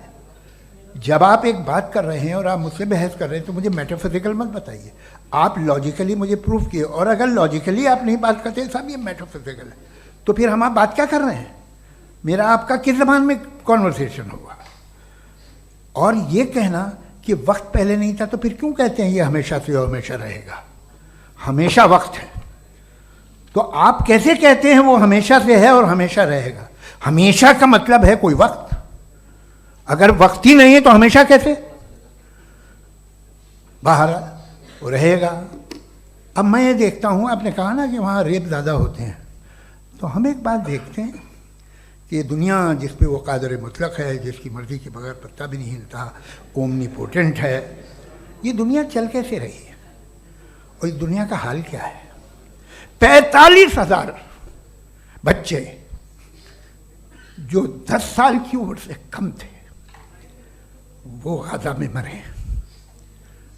भूख से काला हांडी में बच्चे मरते हैं और डिप्थेरिया से मरते हैं। डिप्थेरिया अजीब मर्ज है, गले में जाली बनना शुरू होती है, बच्चा नीला हो जाता है, गरीब का बच्चा, इसलिए कि उपास इलाज में। ये कादर मुतलक है जो चाहे कर दे, इससे आप दुआएं मांगते हैं हमारी ये काम कर दे वो कर दे, तो इसका मतलब डे टू डे लाइफ में वो इंटरफेयर करता है और ये देख रहा है वो। अगर वो वाकई भी है फॉर डिस्कशन सेक, तो मैं जब दुनिया देखता हूँ तो मेरे दिल में उसके लिए कोई इज्जत नहीं पैदा होती। ये क्या कर रहे हो तुम पूरे ऑल पावरफुल हो, ओमनीपोटेंट हो, ओमनी प्रेजेंट हो, तुम तो वहाँ गाजा में रहे होगे ना, तुम हर जगह हो। तुम देख रहे थे कि बच्चे की कैसे धज्जियाँ उड़ रही, तुम देख रहे थे, और तुम चाहते हो मैं तुम्हारी परस्तिश करूँगा, तुम हो भी। अरे यार, इसके अच्छे तो हमारे चीफ प्राइम मिनिस्टर हैं, कुछ तो ख्याल करते हैं। कमाल है, आप किसकी इबादत कर रहे हैं? अगर वो है भी, ये दुनिया नाइंसाफी से, जुल्म से, जबर से, तशद्दुद से भरी हुई, और आप ये मत कहिएगा कि वो देख रहा है और वो बताएगा एक दिन। अगर वो देख रहा है और इंटरफेयर नहीं करता तो आप दुआ क्यों मांगते? आप कहते हैं मेरा ये काम करा दे, इसके मतलब है वो दखल दे सकता है, वो आपको नौकरी दिलवा सकता है, भले दूसरे आदमी को न मिले, मगर आपका काम कर देगा चूंकि आपने दुआ मांगी है।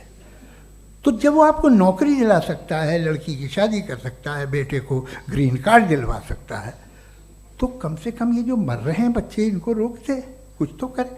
मुझे तो दुनिया में, इस दुनिया का कोई मालिक है, इसका ओमनीपोटेंट कोई रूलर है, और ये दुनिया ऐसी चल रही है। मैं तो चाहूँगा कि भाई ना हो, अगर हो तो बड़ी शर्मिंदगी की बात है। शुक्रिया।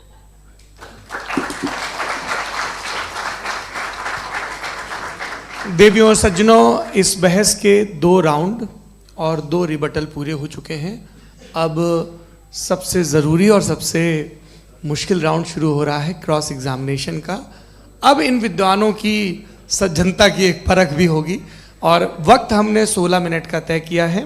पहला सवाल आप पूछना चाहेंगे? जी बिल्कुल। पहले बोले भी आप आप माइक ले लीजिएगा हाथ में, ये नीचे से ऑन हो जाएगा। जी मैं बोलता हूँ, ये डायस हटा सकते हैं क्या हम थोड़ा क्विकली?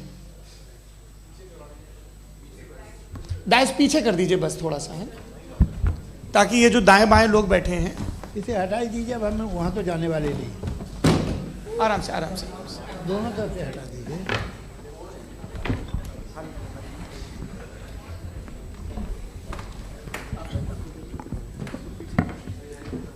इस बीच आप लोग भी अपने अपने सवाल तैयार कर लें।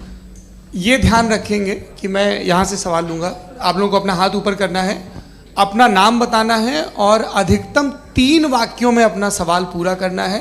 कई लोग सवाल की जगह भाषण देने लगते हैं, उससे आज बचना है।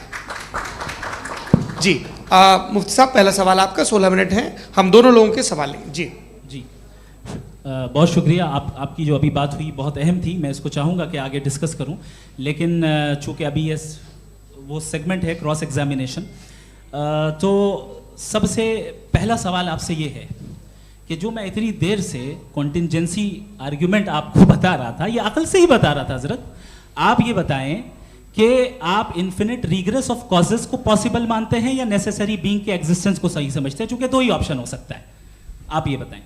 देखिए, आपको मैं ईमानदारी से बात करूं, एक तो मैं कॉन्टीजेंसी वर्ड ठीक से समझता नहीं, और इस वक्त भी जो आपने अंग्रेजी के अल्फाज इस्तेमाल किए वो ज़रा थोड़े से मुझे डिफ़िकल्ट और कॉम्प्लिकेटेड लगे, तो आप ज़रा सिंपल ज़बान में सवाल कर सकते हैं। बिल्कुल कर सकता हूँ जी। यूनिवर्स की हर चीज कॉन्टिंजेंट होने का मतलब यह है कि वो अपने एग्जिस्टेंस में किसी के ऊपर डिपेंडेड है। जो भी चीज डिपेंडेड होगी वो चीज इंडिपेंडेंट नहीं हो सकती, तो उसका कोई ना कोई कॉज होगा।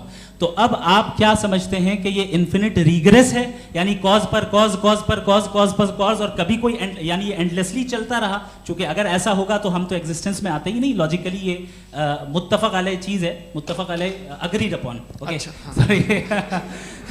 इस पे हमने एग्री किया था कि मुश्किल शब्द आएगा तो अर्थ बताना पड़ेगा। तो इन्फिनिट रिग्रेस तो पॉसिबल नहीं है, तो कहीं ना कहीं आपको रुकना पड़ेगा ऐसे नेसेसरी बीइंग पर। नहीं, कोई ज़रूरत नहीं रुकने की। किसने कहा आप रुकना पड़ेगा? आप रुकते हैं खुदा पे, आप नहीं रुकते। आप कहते हैं वो हमेशा से, जब उस वक्त से है जब वक्त नहीं था। आप कहाँ रुकते हैं कि अब हुआ था वो? आप नहीं कहते। हम क्यों नहीं मान सकते कि यूनिवर्स जो है और बल्कि मल्टीवर्सेस जो है वो हमेशा से हैं, वो बनती है, बिगड़ती है। एक हमारे यहाँ एक चीज़ है ब्लैक होल, वो समेट लेता है वापस, फिर ब्लास्ट होता है, फिर फैल जाता है। और इसमें हमारी तो खैर कोई औकात ही नहीं है इंसान की। एक छोटे से ज़र्रे पे हम 50-60 साल की उम्र रखते हैं, जो करोड़ों अरबों साल की कायनात है उसमें, और पैदा भी नहायत ही बेहुदा वजह से हुए थे। तो इसमें है ये सोचना कि इसकी वजूहात और ये क्यों है, ये डिपेंडेंट है, ये हम देख रहे हैं। क्या मालूम, आप सोचिए कि ये जो फैल रही है कायनात, ये कहाँ फैल रही है, ये कहाँ जा रही है, और ये फैल क्यों रही है? अरे बना ली थी तुमने, रुको भैया, काफ़ी है। ये फैल क्यों रही है?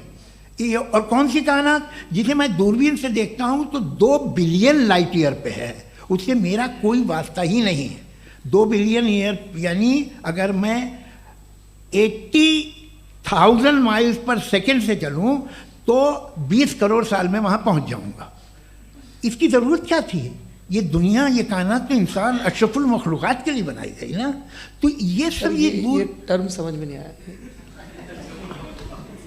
इसमें कोई ख़ास समझने वाली बात थी भी नहीं।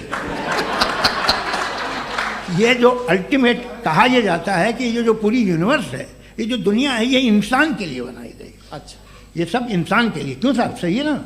बिल्कुल, लेकिन इसका ये मतलब नहीं कि किसी चीज के पीछे रीजन आपको नहीं पता तो रीजन नहीं है, इसे कहते हैं नहीं, मुझे नहीं पता, लेकिन मेरी जिम्मेदारी नहीं है। वो बिल्कुल सही कहा था उसने, बर्टन रसल ने। आपने उसे मजाक में टाल दिया कि भाई आप एक दावा कर रहे हैं, मैं क्यों कहूं कि ये गलत है दावा? आप प्रूफ कीजिए, मेरे पे जिम्मेदारी ही नहीं है, मैंने थोड़ी कहा है। आप प्रूफ कीजिए कि ये सही है। आप आर्ग्यूमेंट ऑफ कंटिजेंसी का जवाब ही नहीं दे सवाल रहे हैं। पूछना चाहेंगे? है? आप सवाल पूछना चाहेंगे मुफ्ती साहब से? क्योंकि ये क्रॉस एग्जामिनेशन का दौर है। आप जैसे पहले बोल रहे थे फेथ को लेके कुछ, मैं ये पूछना चाहूँगा कि खुदा ने जो भी रेवल्यूशन किए हैं, एक मज़हब के नहीं बहुत से मज़हबों में किए हैं, अलग अलग रेवल्यूशन है। कहीं कुछ एक बातें हैं, कॉन्ट्रडिक्शन भी है आपस में, कहीं कुछ आप कर सकते हैं, कहीं कुछ नहीं कर सकते। ऐसा नहीं है कि सबकी कोड ऑफ मॉरल एक है। तो ये किस्सा क्या है? अब आप ये देखिए कि मुझे कभी कभी लगता है कि जो फुटबॉल फाइनल होता है, लाखों लोग होते हैं, फिर वो टीवी कवर कर करोड़ों लोग, अगर उसमें खुदा की एक बूमिंग आवाज़ आ जाती, मैं गॉड हूँ, तो सारे लोग अभी सुन लेते और टीवी पे भी सुन लेते, किस्सा ख़त्म होता। ये इतनी राजदारी क्या है कि तुम सामने कुछ तो सबूत दे दो हमें सॉलिड। ये कह रहा साहब ये यूनिवर्स कैसे बनी, इससे मसला क्या हल होगा? मैं पूछूंगा आपसे खुदा कैसे बना? क्यों नहीं पूछूंगा कैसे बना? बल्कि वो तो कायनात से कहीं ज़्यादा इंटेलिजेंट है, कायनात से कहीं ज़्यादा कॉम्प्लेक्स। जी वो हमेशा से है, आप कहेंगे मैं मान लूँगा। अच्छा, दोयम वो कादिर मुतलक, यानी कादिर मुतलक का मतलब ओमनीपोटेंट, वो जो चाहे कर सकता है। आपको नौकरी दिलवा सकता है, आपकी अच्छी जगह शादी करवा सकता है, आपके पड़ोसी का मुकदमा हरवा सकता है, आपको जिता सकता है, सब काम करता है। थोड़ा सा माइक क्लोज जी। वो इस दुनिया को चला कैसे रहा है? ये दुनिया कैसे चल रही है? आपको इस पर हैरत नहीं होती? या क़यामत के बाद कभी एक जस्टिस होगा, जब ये बच्चा मर चुका होगा जिसकी धज्जियाँ उड़ गई बम से, इसको इंसाफ मिलेगा तब। अच्छा, अब जवाब दूं? हाँ दीजिए। मैं वही इसीलिए आप की तरफ। सबसे पहले आपने रेवलेशन और स्क्रिप्चर्स की बात की, इस पे मैं बात कर सकता हूं लेकिन आज नहीं करूंगा चूंकि वक्त कम है, कभी और इस पे डिस्कस करेंगे। मैं तैयार हूं उस पे भी बात करने के लिए। ये क्योंकि अभी हमारा से topic- राउंड 2 की भूमिका तय हो रही है। Does God exist round 2? जी, चूंकि आज गॉड के एग्जिस्टेंस पे बात है तो मैं उसी के रिलेटेड जो है आपके सवालात को एंटरटेन भी करूंगा और मैं भी पूछूंगा। आपने कहा कि आपने साबित ही नहीं किया, जबकि आर्ग्यूमेंट ऑफ कॉन्टिंजेंसी बुनियादी आर्ग्यूमेंट है। आप मुझे कॉन्टिजेंसी का मतलब बताइए, आपका मतलब क्या कॉन्टिजेंसी? कॉन्टिंजेंसी का मतलब यह हुआ कि हर वो वजूद जो किसी भी चीज का पाबंद है, हर वो वजूद या हर वो चीज जो अपने एग्जिस्टेंस में किसी भी चीज के पाबंद है और उससे बाउंड है, उसको उसकी जरूरत है, उस पर डिपेंड करती है, तो जाहिर सी बात है कि उसका कोई ना कोई कॉज होता है। ये तो अक्ल की बात है, ये आप रीजनिंग की बात करते हैं, मैं वही कर रहा हूं। दूसरी चीज आपने ये बात कही कि इतने बिलियन लाइट ईयर्स दूर है, उसका मेरा क्या लेना देना। फिर मेरे ख्याल से आपको ये नहीं कहना चाहिए I think therefore I am an atheist. आपको सोचना चाहिए, सिर्फ आप एक लिमिटेड दायरे में रहकर नहीं सोचें बल्कि बाहर निकलकर सोचें। आपने तीसरा सवाल किया, आपने 2-3 सवाल एक साथ किए। ऐसी बातें ना कीजिए, कुछ लोगों को इतराज हो जाएगा आप पे कि आप कुछ भी सोचें। ये इजाज़त आपको है नहीं, मुझे है।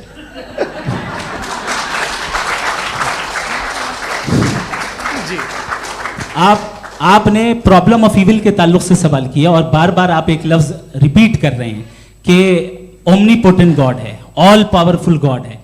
यही तो दरअसल समझना है कि गॉड का कॉन्सेप्ट क्या है। प्रॉब्लम ऑफ इविल जो है, प्रॉब्लम ऑफ इविल दर हकीकत 2 असम्पशंस पर कायम है। अगर आप इन 2 असम्पशंस को समझ जाएं तो ये प्रॉब्लम नहीं रहेगी, आर्ग्यूमेंट आपको समझ में आ जाएगी कि ये कोलैप्स कर जाता है। पॉइंट नंबर 1, यानी जो आपका सबसे पहला फॉल्स असम्पशन है कि गॉड मर्सीफुल है, ओमनीपोटेंट है, दुनिया में जुल्म हो रहा है। लेकिन आपको ये समझना चाहिए कि हमारे वर्ल्ड व्यू के मुताबिक गॉड सिर्फ ओमनीपोटेंट और सिर्फ मर्सीफुल नहीं है, बल्कि वो ऑल वाइज भी है और वो ऑल नोइंग भी है। उसके हर काम के पीछे हिकमत और विजडम है। ये कोई जरूरी नहीं है कि वो हिकमत और विजडम आपको समझ में आए या मुझे समझ में आए।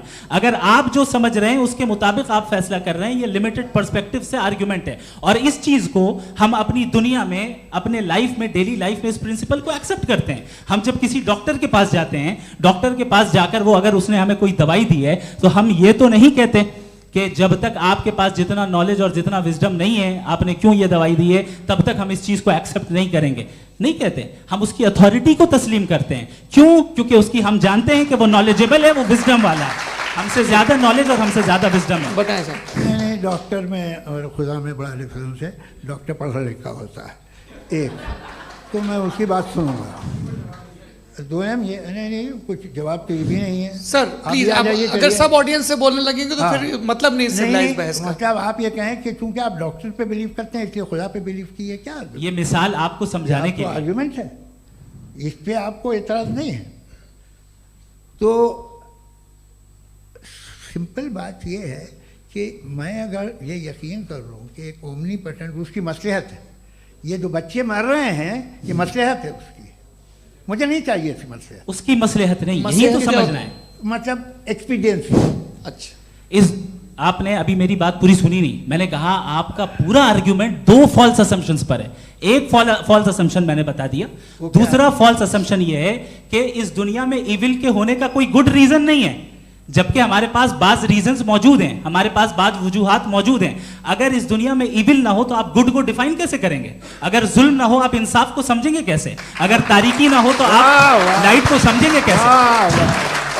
बहुत अच्छे। अभी और सुन लें, अभी और बाकी है। ये तो बात बहुत पसंद आई साहब मुझे कि जब तक रेप ना हो तब तक औरतों की इज्जत का ख्याल आपने मेरा जवाब पूरा सुना ही नहीं। जब तक के बच्चों का कत्ल ना किया जाए तब तक आपको बच्चों की मासूमियत की इज्जत। आपने पूरा जवाब सुना ही नहीं। क्या बात है, क्या आपने नुक्ता निकाला? आपने पूरा जवाब सुना ही नहीं। आप सुन लें, मेरी बात सुन लें।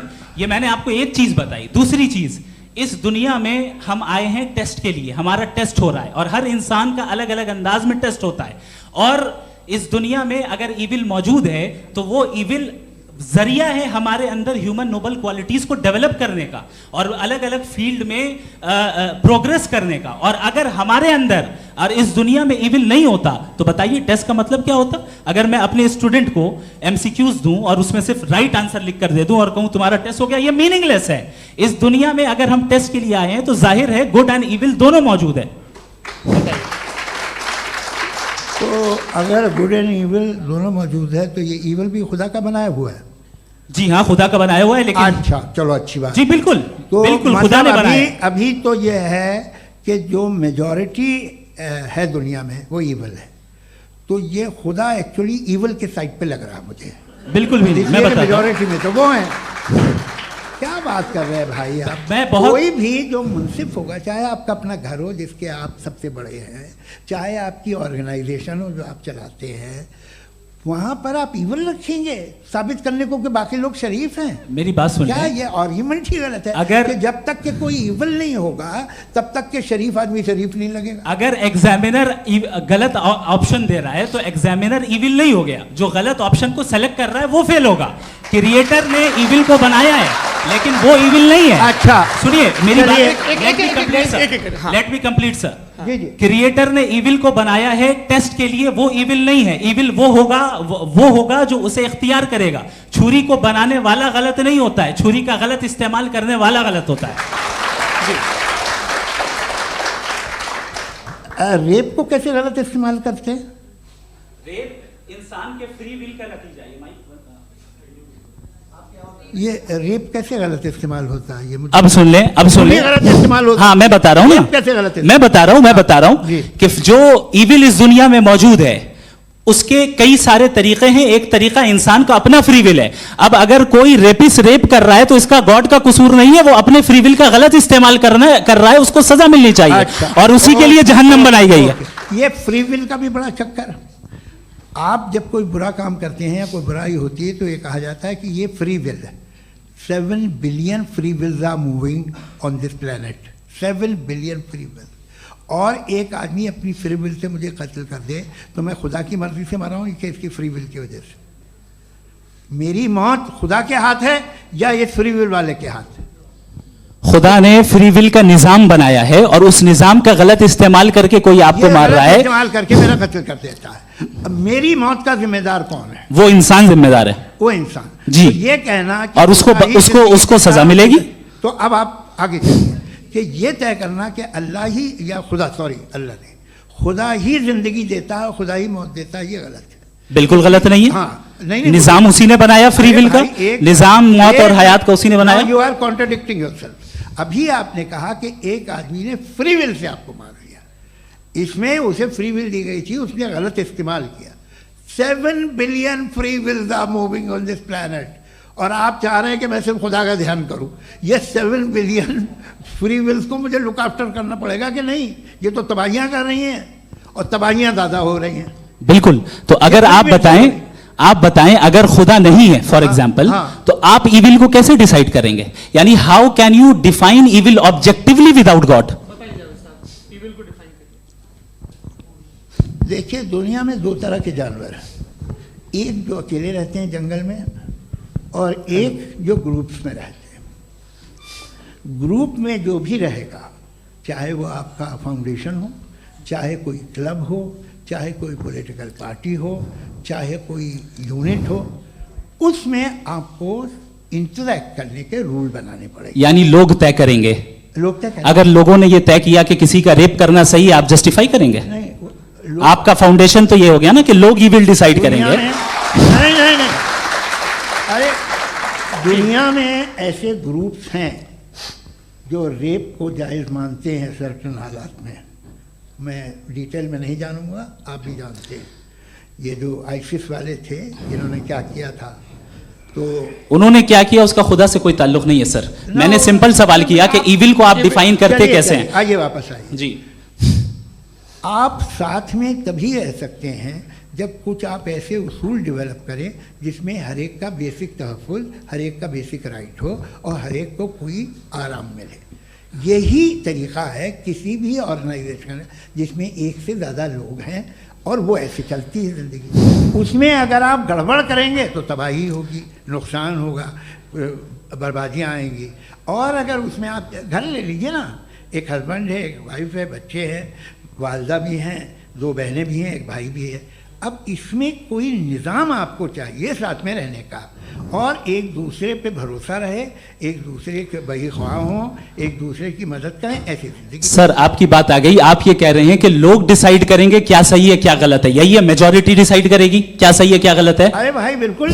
मेजॉरिटी अगर ये कहे कि नाजी जर्मनी के साथ जिस तरह मेजॉरिटी थी कि जेनोसाइड करना सही, आप जस्टिफाई करेंगे?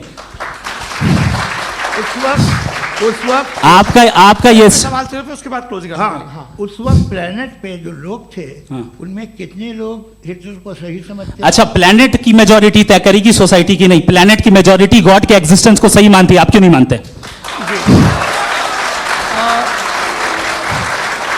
ये हेलो हेलो हेलो, ये क्रॉस क्वेश्चन का राउंड यहाँ पर समाप्त होता है। और ये बड़ा अच्छा है कि इस तरह से फ्रेगमेंट कर दिया गया है ताकि जो मरकरी ऊपर जा रहा है नीचे जवाब दे दूं जी। प्लेनेट की ज़्यादातर मेजॉरिटी कुछ दूसरे मजहबों के खुदा को मानती है। आप उन्हें क्यों नहीं, आप तो मेजॉरिटी की बात कर रहे हैं। अच्छा, ये मैंने क्लोजिंग majority की बात- आप ये कह रहे हैं इविल और गुड को डिसाइड मेजॉरिटी करेगी, मेजॉरिटी जो कर दे वो सही हो जाएगा। अरे क्लोजिंग इसको जैसा आप ही लोगों ने तय किया है उसी फॉर्मेट को फॉलो कर लेते हैं। हाँ भाई, मैंने तो भले लोगों पे एतबार किया और तब मॉडरेशन तय किया जी। आपके पास 5 मिनट का वक्त है, क्लोजिंग आर्ग्यूमेंट है, उसके बाद हम ऑडियंस से क्वेश्चन आंसर लेंगे जावेद साहब की क्लोजिंग आर्ग्यूमेंट के बाद। Okay, time starts now. बहुत शुक्रिया जी। हमारा जो टॉपिक है डज गॉड एग्जिस्ट, मैं इस पे इतने एकेडमिक तैयारी करके आया था, मुझे था कि मैंने सोचा था कि कई सारे मैं आर्ग्यूमेंट्स दूंगा, लेकिन वक्त की भी किल्लत और जावेद साहब बार बार इधर उधर चले जा रहे थे तो उसको भी थोड़ा एंटरटेन करना पड़ गया। डज गॉड एग्जिस्ट पे मैं एक ही आर्ग्यूमेंट दे पाया। आर्ग्यूमेंट्स बहुत हैं और डेफिनेटिव आर्ग्यूमेंट्स हैं, और मेरे आर्ग्यूमेंट को किसी एक राउंड में भी इन्होंने एंटरटेन नहीं किया और रेफ्यूट नहीं किया, एक राउंड में भी नहीं, एक राउंड में भी नहीं। कौन सा? और ना ही अभी अभी आपका क्लोजिंग आर्ग्यूमेंट आएगा नहीं, वो उसमें। बता देना। Argument of contingency sir. अरे मैं आपसे कई बार कह चुका हूँ कंटीजेंसी का मतलब अब मैं कैसे समझाऊं आपको आपस में? हाँ, आप और कितने आसानी से समझाऊं मैं, मुझे तो नहीं समझ में आ रहा है बस। आप अपनी आर्ग्यूमेंट ऑफ कंटीजेंसी उर्दू में बोल सकते हैं। हाँ, आप अपनी बात पूरी कर लें जी। आखिरी 4 मिनट। दूसरी चीज, just a minute please ma'am, can I talk? दूसरी चीज ये है कि आपने एक तो इसका जवाब नहीं दिया, दूसरा आपने गॉड के ना होने पर कोई डेफिनेटिव आर्ग्यूमेंट नहीं दिया, सिर्फ मजहब पे बात कर रहे हैं आप। मजहब तो आज हमारा टॉपिक ही नहीं था, आज तो हमारा टॉपिक हो, आप मजहब से ले लेकर आईएस तक चले गए। भाई हमारा क्या ताल्लुक है उससे? We condemn them. और उसका गॉड से क्या ताल्लुक है? अगर कोई गलत काम कर रहा है, किसी ने किसी को कत्ल किया, किसी ने किसी का रेप किया, उसको सजा मिलनी चाहिए। और आपके पास कोई भी rational strong foundation of morality नहीं है। आपने कहा कि मेजॉरिटी तय करेगी सोसाइटी की, वो सही होगा। मैंने कहा हिटलर को फिर आप सही कहेंगे, नहीं नहीं नहीं नहीं, प्लैनेट की सोसाइटी की मेजॉरिटी तय करेगी। तो प्लैनेट की मेजॉरिटी गॉड के एग्जिस्टेंस को मानती है, आप कह रहे हैं ये रिलीजियस है। तो यानी आपके पास कोई स्ट्रॉन्ग फाउंडेशन नहीं है ऑब्जेक्टिव मोरालिटी का। ऑब्जेक्टिव मोरालिटी का अगर कोई फाउंडेशन है तो वो सिर्फ गॉड है, गॉड है, गॉड है। थैंक यू जी। ये मुफ्ती शमाइल नदवी साहब का क्लोजिंग आर्ग्यूमेंट था। अब हमारे पास जी जी ये बड़ा अच्छा है कि दोनों लोगों को मॉडरेटर से शिकायत भी और बोल रहे भाई हमारी शाबाशी भी तो करते चलो। अब मेरी बात जी, आपके पास जावेद अख्तर साहब 5 मिनट का वक्त है, ये आपका क्लोजिंग आर्ग्यूमेंट है, टाइम रीसेट कर दें जी। देखिए, बहुत सारी बातें हैं। गॉड का डेफिनेशन दुनिया के किसी भी रिलीजन में है कि वो ओमनीपोटेंट है, ओमनीप्रेजेंट है, he is just, he is kind, he loves you and so on. मैं जब दुनिया देखता हूँ तो मुझे कोई ऐसा सुप्रीम पावर यहाँ दिखाई नहीं देती है जो इंसान की बहबूदी के लिए कुछ कर रही हो, कमज़ोर को बचा रही हो, मदद कर रही हो, जालिम को पीछे हटा रही हो। मैं नहीं देखा, तारीख़ में नहीं। एक तो अगर है और ये देख रहा है तमाशा, तो उसका होना न होना बराबर है। दोयम ये कि ये जो है, जब आप ये कहते हैं कि कायनात जिसकी कंटीजेंसी है, मैं देखिए वो लफ्ज़ इस्तेमाल किया मैं, तो ये कैसे हो सकती है भाई? और फ़ौरन आप सरेंडर कर देते हैं कि जाहिर है कि इसका बनाने वाला तो इससे 10,000 गुना ज़्यादा कॉम्प्लिकेटेड होगा। उस पर आपके होने पे कोई इतराज़ नहीं है। उसे वो टाइमलेस है, वो पहले से था, टाइम तो बहुत बाद में आया, ये सब आप मानने को तैयार है, जिसका आपके पास कोई सबूत नहीं, आपके पास कोई रीज़न नहीं है। आपकी तारीख क्या है मज़हबों की? बिलीफ की, जो खुदाओं का बिलीफ है, ये कॉन्स्टेंटली गलत साबित होता रहा है। मतलब आप कहें कि अरिस्टोटल के ज़माने में तो सब जाहिल थे, वो भी इतने ही यकीन से खुदा पे यकीन रखते थे, जो अब नहीं रहा, ये भी नहीं रहेगा, आप लिख लीजिए। और इसके आसार आपको दुनिया में दिखाई देना शुरू हो चुके हैं। ये बहस क्या आज से 100 साल पहले इस तरह हो सकती थी? यहाँ तक तो आपको हम ले आए हैं। तो सर अरे इनको मदद की ज़रूरत नहीं भाई, ये सेल्फ सफिशिएंट आदमी है, आप क्यों इनकी मदद कर रहे हैं? Sir please. तो ये जो है तमाम बातें अपनी जगह हैं। ये एक पैकेज है, आप अकेले, कोई आदमी ऐसा नहीं जो सिर्फ गॉड को मानता हो, उसके साथ बहुत पैराफर्नेलिया आता है, अलग अलग पैराफर्नेलियाज आते हैं। They have always created chaos in the society. मैं तो आपको सीधा ऑफर देता हूँ कि दुनिया में 10 इम्पॉर्टेंट बिलीव्स हैं, आप 1 मानते हैं, 9 नहीं मानते, 9 में आप एथियस्ट हैं, 9 को आप बिल्कुल रीजनेबली मेरी तरह देखते हैं। तो 90 मजहबी आदमी भी 90% एथियस्ट है, वो दूसरे खुदा नहीं मानता, एक खुदा मानता है अपना वाला, बाकियों को कहता है गलत है। अगर आप मानना ही बंद कर दें तो आपका 10% चांस है कि आप सही हैं और 90% चांस है कि आप गलत हैं। मेरा मशवरा है आप मानना छोड़ दिए तो 50% चांस होगा कि आप सही हैं और 50% चांस होगा, 40% आप गेन करेंगे बाय बिकमिंग एथियस्ट।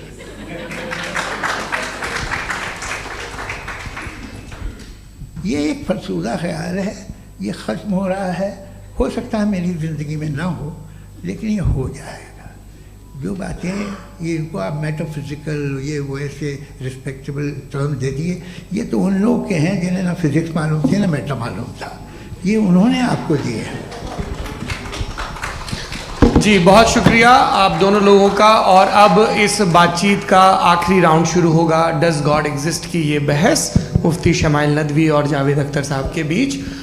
आप लोग अपने अपने हाथ ऊपर करेंगे, मैं यहाँ से तय करूँगा। और माइक हमारे पास है क्या? एक ही माइक है ऑडियंस के लिए? 2 माइक है, एक इस तरफ एक इस तरफ, ठीक है। तो जी सबसे पहले हमारी सहयोगी हैं मारिया शकील जी, पूछिए सवाल। थोड़ा सा रुकेंगे ताकि कैमरे का फ्रेम आप पर आ जाए, आपकी तो प्रैक्टिस है टीवी की। जी नदवी साहब, मैं खुदा को मानती हूँ, पहले मैं इसी प्रमाइस से शुरू कर रही हूँ और ये बता रही हूँ आपको, मैं मानती हूँ, लेकिन कुछ सवाल हैं जो जावेद साहब ने उठाया, उसका जवाब आपको देना चाहिए। पहला सवाल ये कि गज़ा में सालों से छोटे बच्चे मर रहे हैं, वो उनको, अगर खुदा मर्सीफुल है, हम मानते हैं कि अल्लाह ताला में बहुत ताकत है, तो वो बच्चे क्यों मर रहे हैं? दूसरी बात ये कि अगर कंटिजेंसी की जो आप बात करते हैं, पूरे मुस्लिम ममालिक मिल कर के भी उन गज़ा के बच्चों को क्यों नहीं बचा पा रहे हैं? क्योंकि अगर वो चाहते, क्योंकि अल्लाह ताला उन पर हुकूमत करते हैं, सब पर हुकूमत करते हैं, तो वो उनको क्यों नहीं बचा? जी थैंक यू वेरी मच। बहुत अच्छा किया आपने इस चीज़ को जिक्र कर दिया, मैं इसको और अच्छे से एक्सप्लेन करने की कोशिश करता हूँ। देखें, जहाँ तक आपने कहा कि गज़ा के बच्चों को मारा जा रहा है, देखें 2 वर्ल्ड व्यू है, एक एथिस्टिक वर्ल्ड व्यू, एक थीस्टिक वर्ल्ड व्यू है। बच्चे मर रहे हैं दोनों वर्ल्ड व्यू में, लेकिन हमारा वर्ल्ड व्यू कह रहा है कि रिकॉम्पेंस है, ये कह रहे हैं कि उनका मरना बेकार जाने वाला है, कोई उसका रिकॉम्पेंस नहीं है, चूंकि इनके यहाँ आखिरत और अल्लाह का कोई तसव्वुर या गॉड का कोई तसव्वुर नहीं है। आपने ये सवाल किया कि गॉड मर्सीफुल है, क्यों नहीं रोकता? ये मैंने बताया कि ये मिसकंसेप्शन है लोगों के दरमियान कि गॉड को सिर्फ मर्सीफुल और ओमनीपोटेंट समझते हैं। गॉड के सिर्फ यही 2 एट्रीब्यूट्स नहीं हैं, गॉड के कई सारे एट्रीब्यूट्स हैं, उनमें से अल हकीम भी है, उनमें से ऑल वाइज भी है, ऑल नोइंग भी है। लिहाजा अगर इस दुनिया में किसी को तकलीफ आ रही है और गॉड उसको नहीं रोक रहा है, वो इसलिए नहीं रोक रहा है चूंकि इंसानों को फ्री विल दिया गया है। ठीक इसी तरीके से अगर एक डॉक्टर किसी छोटे बच्चे को इंजेक्शन लगा रहा है, उसे तकलीफ पहुंच रही है, उसके लिमिटेड पर्सपेक्टिव के एतबार से ये गलत हो रहा है और डॉक्टर बुरा है, लेकिन जब आप ब्रॉडर पिक्चर को देखेंगी, आपके और हमारे पास सिर्फ एक पिक्सल है, हमें इतना नजर आ रहा है कि गजा में कत्ल हो रहा है, लेकिन इसके पीछे कितना रिकॉम्पेंस उनको मिलने वाला है, पूरा पिक्चर गॉड के पास है। तो एक पिक्सल से आप पूरे पिक्चर को कभी भी जज नहीं कर सकती। आप इसमें कुछ जोड़ना चाहेंगे? आपको कुछ बोलना है इसमें? भैया आपने बहुत अच्छा जस्टिफिकेशन दिया। या आप वो जो वहाँ के प्राइम मिनिस्टर इजराइल के उन्हें भेजिए, वो बहुत खुश होंगे। आप जस्टिफिकेशन दे देना कि अगर गॉड नहीं है तो बच्चे क्यों मर रहे हैं, आप बताएं। जी, वो ये सवाल पूछ रहे हैं कि अगर आप ईश्वर का अस्तित्व नहीं मानते हैं तो उन बच्चों की मौत को आप कैसे इंटरप्रेट करते हैं? भाई ये दुनिया जो है, जो ताकतवर लोग होते हैं वो एक नाइंसाफ़ी करते हैं। तो ये अच्छा काम है आपके नजदीक, तो नेचर नाइंसाफी पे मबनी है। अरे मेरे भाई, आप नेचर की कहाँ बात कर रहे हैं, तो इंसान की बात जी, कर ये रहे तो फिर जब मैं इंसान की बात कर रहा था, आप नेचर की बात करने लग क्रॉस गए। एग्जामिनेशन नहीं। हैं। हाँ, अब आप मुझे बोलने नहीं देंगे तो अलग बात है, आप बोलिए, मुझे कोई जल्दी नहीं। जी नहीं, ये क्रॉस नहीं, एग्जामिनेशन एक है। मिनट हाँ। रुकिए। क्रॉस मुझे एग्जामिनेशन। बोल तो लेने दीजिए। जी, बोलिए। ठीक है। बात ये है कि ह्यूमन सोसाइटी तभी साथ में रह सकती है जब वो मोहब्बत से, एकता से, एक दूसरे के एहतराम करके रहे। इसके अलावा पॉसिबल नहीं है, अकेले तो इंसान रह ही नहीं सकता। वहाँ पर कुछ लोग हैं जो फाउल करते हैं। वो फाउल हमेशा से तारीख में होता आया है। आज ये हो रहा है, जो हो रहा है बहुत बुरा हो रहा है, बहुत जालिमाना है, बहुत जाबराना है। उसको आप कहें कि ये बच्चों को कॉम्पनसेशन मिल जाएगा या इसकी इंजेक्शन है। इंजेक्शन तो हेल्थ के लिए दिया जाता है। आप ये कह रहे हैं कि ये बच्चों की जो धज्जियां उड़ रही हैं ये इंजेक्शन है, ये विटामिन टेस्ट का। है, ये टेस्ट है, और उस टेस्ट में अगले- उनको ऐसा रिकॉम्पेंस मिलेगा जो आपके तस्वुर के बाहर है। ये आप 3 बरस के बच्चे को बारूद से उड़ा के टेस्ट ले रहे हैं। वाह, वो नहीं ले रहा है, खुदा नहीं उड़ा रहा है, इजराइल उड़ा रहा है। जी, ये तो उसको कंडेम अगला करें। सवाल लेते हैं। अगला सवाल लेते हैं प्रोफेसर पुरुषोत्तम अग्रवाल। मुफ्ती साहब, एक निवेदन आपसे है कि कम से कम थोड़ा सा माइक क्लोज एक रिलीजियस और फिलोसफिकल कर मैं प्लीज। एक रिलीजियस और फिलोसफिकल ट्रेडिशन है जो ब्रह्मांड को यानी यूनिवर्स को ही अंतिम मानती है। सर्वम खलु इदम ब्रह्मम, this is Chandogya Upanishad, and it completely rules out the existence और नेसेसिटी, आपके शब्दों में necessity of a creator. The creation itself is the creator. तो एक मिनट प्लीज। दूसरा जो सवाल आपने अभी, जो आप बार बार कह रहे हैं कि भगवान विद्वान भी है, वाइज, सब जानने वाला, तो अगर विजडम में दुनिया भर के पापों और अत्याचारों को बर्दाश्त करना शामिल है, तो फिर इसका मतलब ये हुआ कि अगर मैं फ्री विल से उसको अपोज करता हूं तो ईश्वर की विजडम और मेरी फ्री विल में कॉन्ट्राडिक्शन है। Because when I am opposing whatever is happening in Gaza, then I am opposing the God's will और गॉड्स विजडम। जवाब लेते हैं क्योंकि तो गॉड की विजडम में, एक मिनट सर प्लीज सर, ये एक जुमला, गॉड की विजडम है कि गाजा में जो कुछ हो रहा है वो हो रहा है, मैं उसको अपोज कर रहा हूं, तो मैं गॉड की विजडम के खिलाफ जा रहा हूं। एक सवाल। दूसरा ये नहीं, आपने दो ऑलरेडी। सर आप और सवाल कर लें, लेकिन मुझे 2 जवाब दे सर, दीजिए। सर, पहले आपने ये सर, कहा, सर, सुनिए मेरी बात सुनिए। भाई इजराइल के गॉड के मुताबिक तुम्हारा ठीक हो रहा है ना? प्रोफेसर, नहीं हो रहा है, सीख नहीं हो रहा है, मैं बता रहा हूं क्या हो रहा है। आप तशरीफ रखिए, मैं बता रहा हूं क्या हो रहा है। Late me complete please. एक सेकंड गाइस, एक सेकंड। ये देखिए, ऐसा है कि ये सब बड़ा आपस में विचार विमर्श के बाद ये तय हुआ था कि कुछ नियम बना लिए जाएं ताकि एक टाइम बाउंड बातचीत चले। और भाई साहब, आप बड़ा ज़रूरी काम कर रहे हैं, लेकिन कैमरे के फ्रेम में आके उस काम को गड़बड़ कर दे रहे हैं। ठीक है गुरु, अब मेरे को कहीं का गुस्सा कहीं निकालना था, सॉरी। नहीं, कोई गुस्सा नहीं है जी। तो प्रोफेसर ने सवाल पूछे, आप उनके जवाब दें, और थोड़ा ये सब लोग थोड़ा ख्याल रखें भाई, सवाल संक्षिप्त रखें जी। आपने 2 सवाल किया। सबसे पहला ये कहा कि हमारे पास ये कॉन्सेप्ट है कि ये यूनिवर्स खुद नेसेसरी बीइंग है, creation itself is the creator. How irrational is this कि मैं एग्जिस्ट करूंगा बाद में, लेकिन अभी एग्जिस्ट कर भी रहा हूं, यानी एक ही टाइम में एग्जिस्ट भी कर रहे हैं, नहीं भी कर रहे हैं। This is not true. दूसरी चीज, आपने कहा कि अगर इजराइल में, सॉरी माफ कीजिएगा, Israel doesn't exist, occupied Palestine में अगर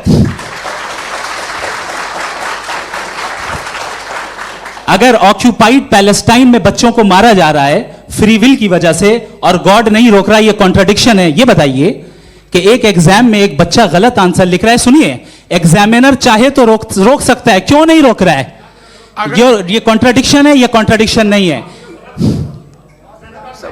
नहीं सर, ये आपस में जी, ये क्या आपका सवाल? माइक दीजिए। फ्री विल दिया गया है टेस्ट के लिए, अकाउंटेबिलिटी के लिए। अगर फ्री विल नहीं होता तो आप कहते हैं हमें रोबोट बना दिया गया। नॉट मिसरिप्रेजेंट माय पोजीशन, आपकी जो भी पोजीशन, मैं अपनी फ्री विल के नाते, अपने ह्यूमन विजडम के नाते गाजा में हो रही अत्याचार का विरोध करता हूं। बिल्कुल करना चाहिए। आपके हिसाब से मैं गॉड की विजडम का विरोध कर रहा हूं? बिल्कुल नहीं, समाज हो रहा है गॉड की, बिल्कुल भी नहीं, बिल्कुल भी नहीं। उसका वहां पर गाजा में कत्ल होना ये इंसानों के गलत इस्तेमाल का नतीजा है, फ्री विल के इस्तेमाल का नतीजा है। गॉड इसका हुक्म नहीं देता, उससे रोकता है। यही तो मसला है ना। आपके लिए कॉन्सेप्ट क्लियर? नहीं भाई, आपने तो बताया था इंजेक्शन लगाने से बच्चे को तकलीफ होती है, ये इंजेक्शन लगा। सर आप ऐसे रेटोरिक स्टेटमेंट दे तब तो कोई मसला नहीं समझते रहेंगे। This is a rhetoric statement, this is not a logical argument sir. I am sorry, I am sorry. आखिरी 30 मिनट बड़े मुश्किल होने वाले हैं। जी मुफ्ती साहब आगे बैठे हैं, इनको माइक दीजिए। हाँ तरुण, माइक आप अपने पास रखिए, आपको कैमरे का फ्रेम पता है। जी सबसे पहले दोनों को मुबारकबाद। एक सर अपना आप नाम बता दें। आप अमेरिका में शिकागो में रहते हैं, इतना मुझे याद है। बताया आपको, यासिर नदीम अलवाजदी मेरा नाम है। जावेद सर आपसे एक क्वेश्चन है इन्फिनिट रिग्रेस के ताल्लुक से। एक हाइपोथेटिकल सिनेरियो है, मसलन अगर आप सर माइक थोड़ा सा प्लीज क्लोज रखिए। ओके जी अगर आप शायर इसलिए हैं कि आपके कोई उस्ताद शायर थे, और वो इसलिए शायर थे कि उनके कोई उस्ताद शायर थे, और इसी तरीके से हम माजी में पीछे चलते चलते चले जाएं और कहीं ना रुके, तो माफ कीजिएगा आप कभी शायर नहीं हो सकते। लेकिन आप शायर हैं, आपका शायर एग्जिस्ट करता है, इसका मतलब ये है कि आप कहीं ना कहीं रुके हैं। तो मेरा सवाल ये है कि क्या आप इन्फिनिट रिग्रेस ऑफ कॉजेस को लॉजिकल फैलेसी मानते हैं या नहीं मानते? हाँ या ना? मैं इन्हें लॉजिकल फैलेसी नहीं मानता हूँ, लेकिन मेरा प्रॉब्लम यह है कि जब मैं नहीं मानता हूँ तो I will continue with this logic जो फैलेसी नहीं हो। आप एक जगह रुक जाते हैं जाके, आप कहते हैं ये गेंद कैसे बनी, ये जजीरा कैसे बना, ये समंदर कैसे बना, ये ज़मीन कैसे बनी, और अचानक गॉड पे जाके आपको ब्रेक लग जाता है। एक बार आप सवाल नहीं करते कि भाई इनको बनाने वाला तो इनसे भी कॉम्प्लिकेटेड होगा, वो कैसे बना, उसके बारे में आपने इत्मीनान कर लिया, वो हमेशा से है। तो अगर आप उसे हमेशा से मानते हैं तो फिर ये मान लीजिए कि कायनात हमेशा से है, क्या तकलीफ? फिर हम वजूद में नहीं आते जी है? हम मौजूद नहीं। अच्छा सर क्यों नहीं होता? मैं बताऊंगा प्लीज प्लीज। जैसे मैंने मिसाल दी आपके शेर, आपका शेर कभी वजूद में ना आता अगर शायर इसी तरह चलते रहते हमेशा। जी माइक मेरे ख्याल से एक सेकंड। इन्फिनिट रिग्रेस का कॉन्सेप्ट क्लियर नहीं हो पाया। ऐसे रहने दें, लेट्स मूव ऑन सर। ठीक है। हाँ थोड़ा सा मॉडरेटर का भी ख्याल रखें। नहीं आपने तो रखा है, आपने रखा है। यहाँ पे गौहर रजा साहब हैं, वो भी एक सवाल पूछना चाहते हैं। माइक नीचे से ऑन कर दिए, नीचे। पहले तो ये कह दूं कि मैं उन बच्चों से शर्मिंदा हूं जिनको गजा में कत्ल किया गया, क्योंकि हमारे होते हुए कत्ल किया गया। लेकिन उससे ज़्यादा शर्मिंदगी इस बात से हुई कि मुझे लगा कि मुफ्ती साहब उसको जस्टिफाई कर रहे हैं। बिल्कुल भी नहीं। आप बहुत ही गलत। मुझे लगा मैं गलत हो सकता हूं। बिल्कुल गलत मैं है। सवाल पूछ रहा हूं। मैं सवाल पूछ रहा हूं। मैं जावेद भाई से डिसएग्री करता हूं। एक सेकंड देखिए, अगर देखिए ऐसा एक सेकंड आप सर वेट अरे आप कुछ मेरे पहले मुझे अपनी बात कह लेने दीजिए। अगर ऑडियंस तय करेगी तो फिर मॉडरेटर का मतलब नहीं। मेरा आप सबसे ये कहना है, ये बहस दो लोगों के बीच में है, एक तरफ मुफ्ती साहब, एक तरफ जावेद साहब। पिछले 1.5 घंटे से ये लोग अपने अपने तर्क रख रहे हैं। आपकी इनसे इत्तेफाकी हो सकती है, ना इत्तेफाकी हो सकती है। मेरे उस्ताद मुझे सिखा गए हैं कि मुखामुखम में असहमति की गुंजाइश बची रहनी चाहिए। अगर मैं आपकी बहुत इज्जत करता हूं गौहर साहब, आपने जो कमाल की किताबें लिखी, साइंटिफिक टेम्परामेंट, लेकिन मेरी ये गुजारिश है आप सब से कि यदि आप इन लोगों ने जो बोला उन पर टिप्पणियां करेंगे तो ना वक्त की पाबंदी रहेगी ना वो अनुशासन। आप सवाल पूछ लें, उस सवाल में जो बात आ जाए वो आ जाए। मैं जावेद साहब से डिसएग्री करता हूं, इसलिए जावेद साहब से सवाल पूछ रहा हूं। आपका सवाल जावेद अख्तर साहब से। और सवाल ये है मेरा कि जावेद साहब ने कई बार लॉजिक का इस्तेमाल किया कि साइंस में लॉजिक है और रिलीजन में लॉजिक नहीं है। मेरा ख्याल ये है कि रिलीजन में भी लॉजिक है, लेकिन उस लॉजिक की बेसिस ये है कि आप रुक जाते हैं, जिसका जिक्र जावेद साहब ने बार बार किया। यानी खुदा के तसव्वुर पे आते हुए, गॉड के तसव्वुर पे आते हुए रुक जाते हैं। और इसमें सवाल पूछना मतलब फॉरबिडन होता है। सवाल यह है कि क्या जावेद साहब इससे अग्री करते हैं कि साइंस की लॉजिक अलग है और रिलीजन की लॉजिक अलग है। बताइए सर। देखिए, तीन चीज़ें हैं। साइंस है, एक है मंतिक है, इस्तिदलाल है, और एक जो है कुछ भी नहीं है, फेथ है, अकीदा है। मैं अकीदे की लॉजिक का कायल नहीं हूँ। मुझे आप इस्तिदलाल से, लॉजिक से, रीज़न से समझाइए, मैं मानने को तैयार हूँ, मेरा क्या नुकसान होगा। लेकिन ये कि अकीदे पे मैं नहीं जा सकता हूँ। अकीदे का मतलब है कि तुम ये मान लो, सवाल ना करो, ये नहीं। आप सारी बातें करके, बड़ी साइंटिफिक बातें करके एक जगह जाके खुदा के वजूद पे रुक जाते हैं, सरेंडर कर देते हैं। मैं सरेंडर करने को तैयार नहीं। That's all. जी, ये आगे सर बैठे हुए हैं, इनको माइक दीजिए। भाई वो आप पूछना चाह रहे थे ना भाई? हाँ, नहीं मैं ये थैंक यू जी। आपका नाम? आसिम इफ्तिखार। आसिम जी, पूछिए। सर, जावेद सर से सवाल है कि आपने अपने क्लोजिंग माइक थोड़ा करीब रखिए। अपने क्लोजिंग स्टेटमेंट में ये बात कही थी कि मज़हब का जो फ्यूचर है वो ज़्यादा दिन नहीं जाने वाला है। लेकिन मैं देख पा रहा हूँ कि जो ऑक्सफोर्ड यूनिवर्सिटी की एक स्टडी है 2011 में हुई है, जिसके 50 एकेडमिशियंस ने इसको अंजाम दिया था, उसमें वो ये कहते हैं कि जो फेथ इन गॉड है वो इनबिल्ट है ह्यूमन नेचर के अंदर, जिसको हम कहते हैं फितरत के अंदर शामिल है वो। और वो ये कहते हैं कि अगर कोई ये समझता है कि मज़हब को वो ख़त्म कर देगा तो ये उसकी गलत फहमी है। तो आप इसके बारे में, इस स्टडीज़ के बारे में क्या कहते हैं? ठीक है, मैं उनसे एग्री नहीं करता हूँ। वो कौन से प्रोफेसर होंगे? ऐसा उनके क्या पास डेटा है, इन्होंने डेटा के बेस होगा। डेटा क्या हो सकता है? फ्यूचर का डेटा तो नहीं हो सकता ना उनके पास। प्रेजेंट का डेटा हो सकता है। डेटा आपने सुना 100 साल पहले का बाद का डेटा? मैंने तो नहीं सुना आज तक।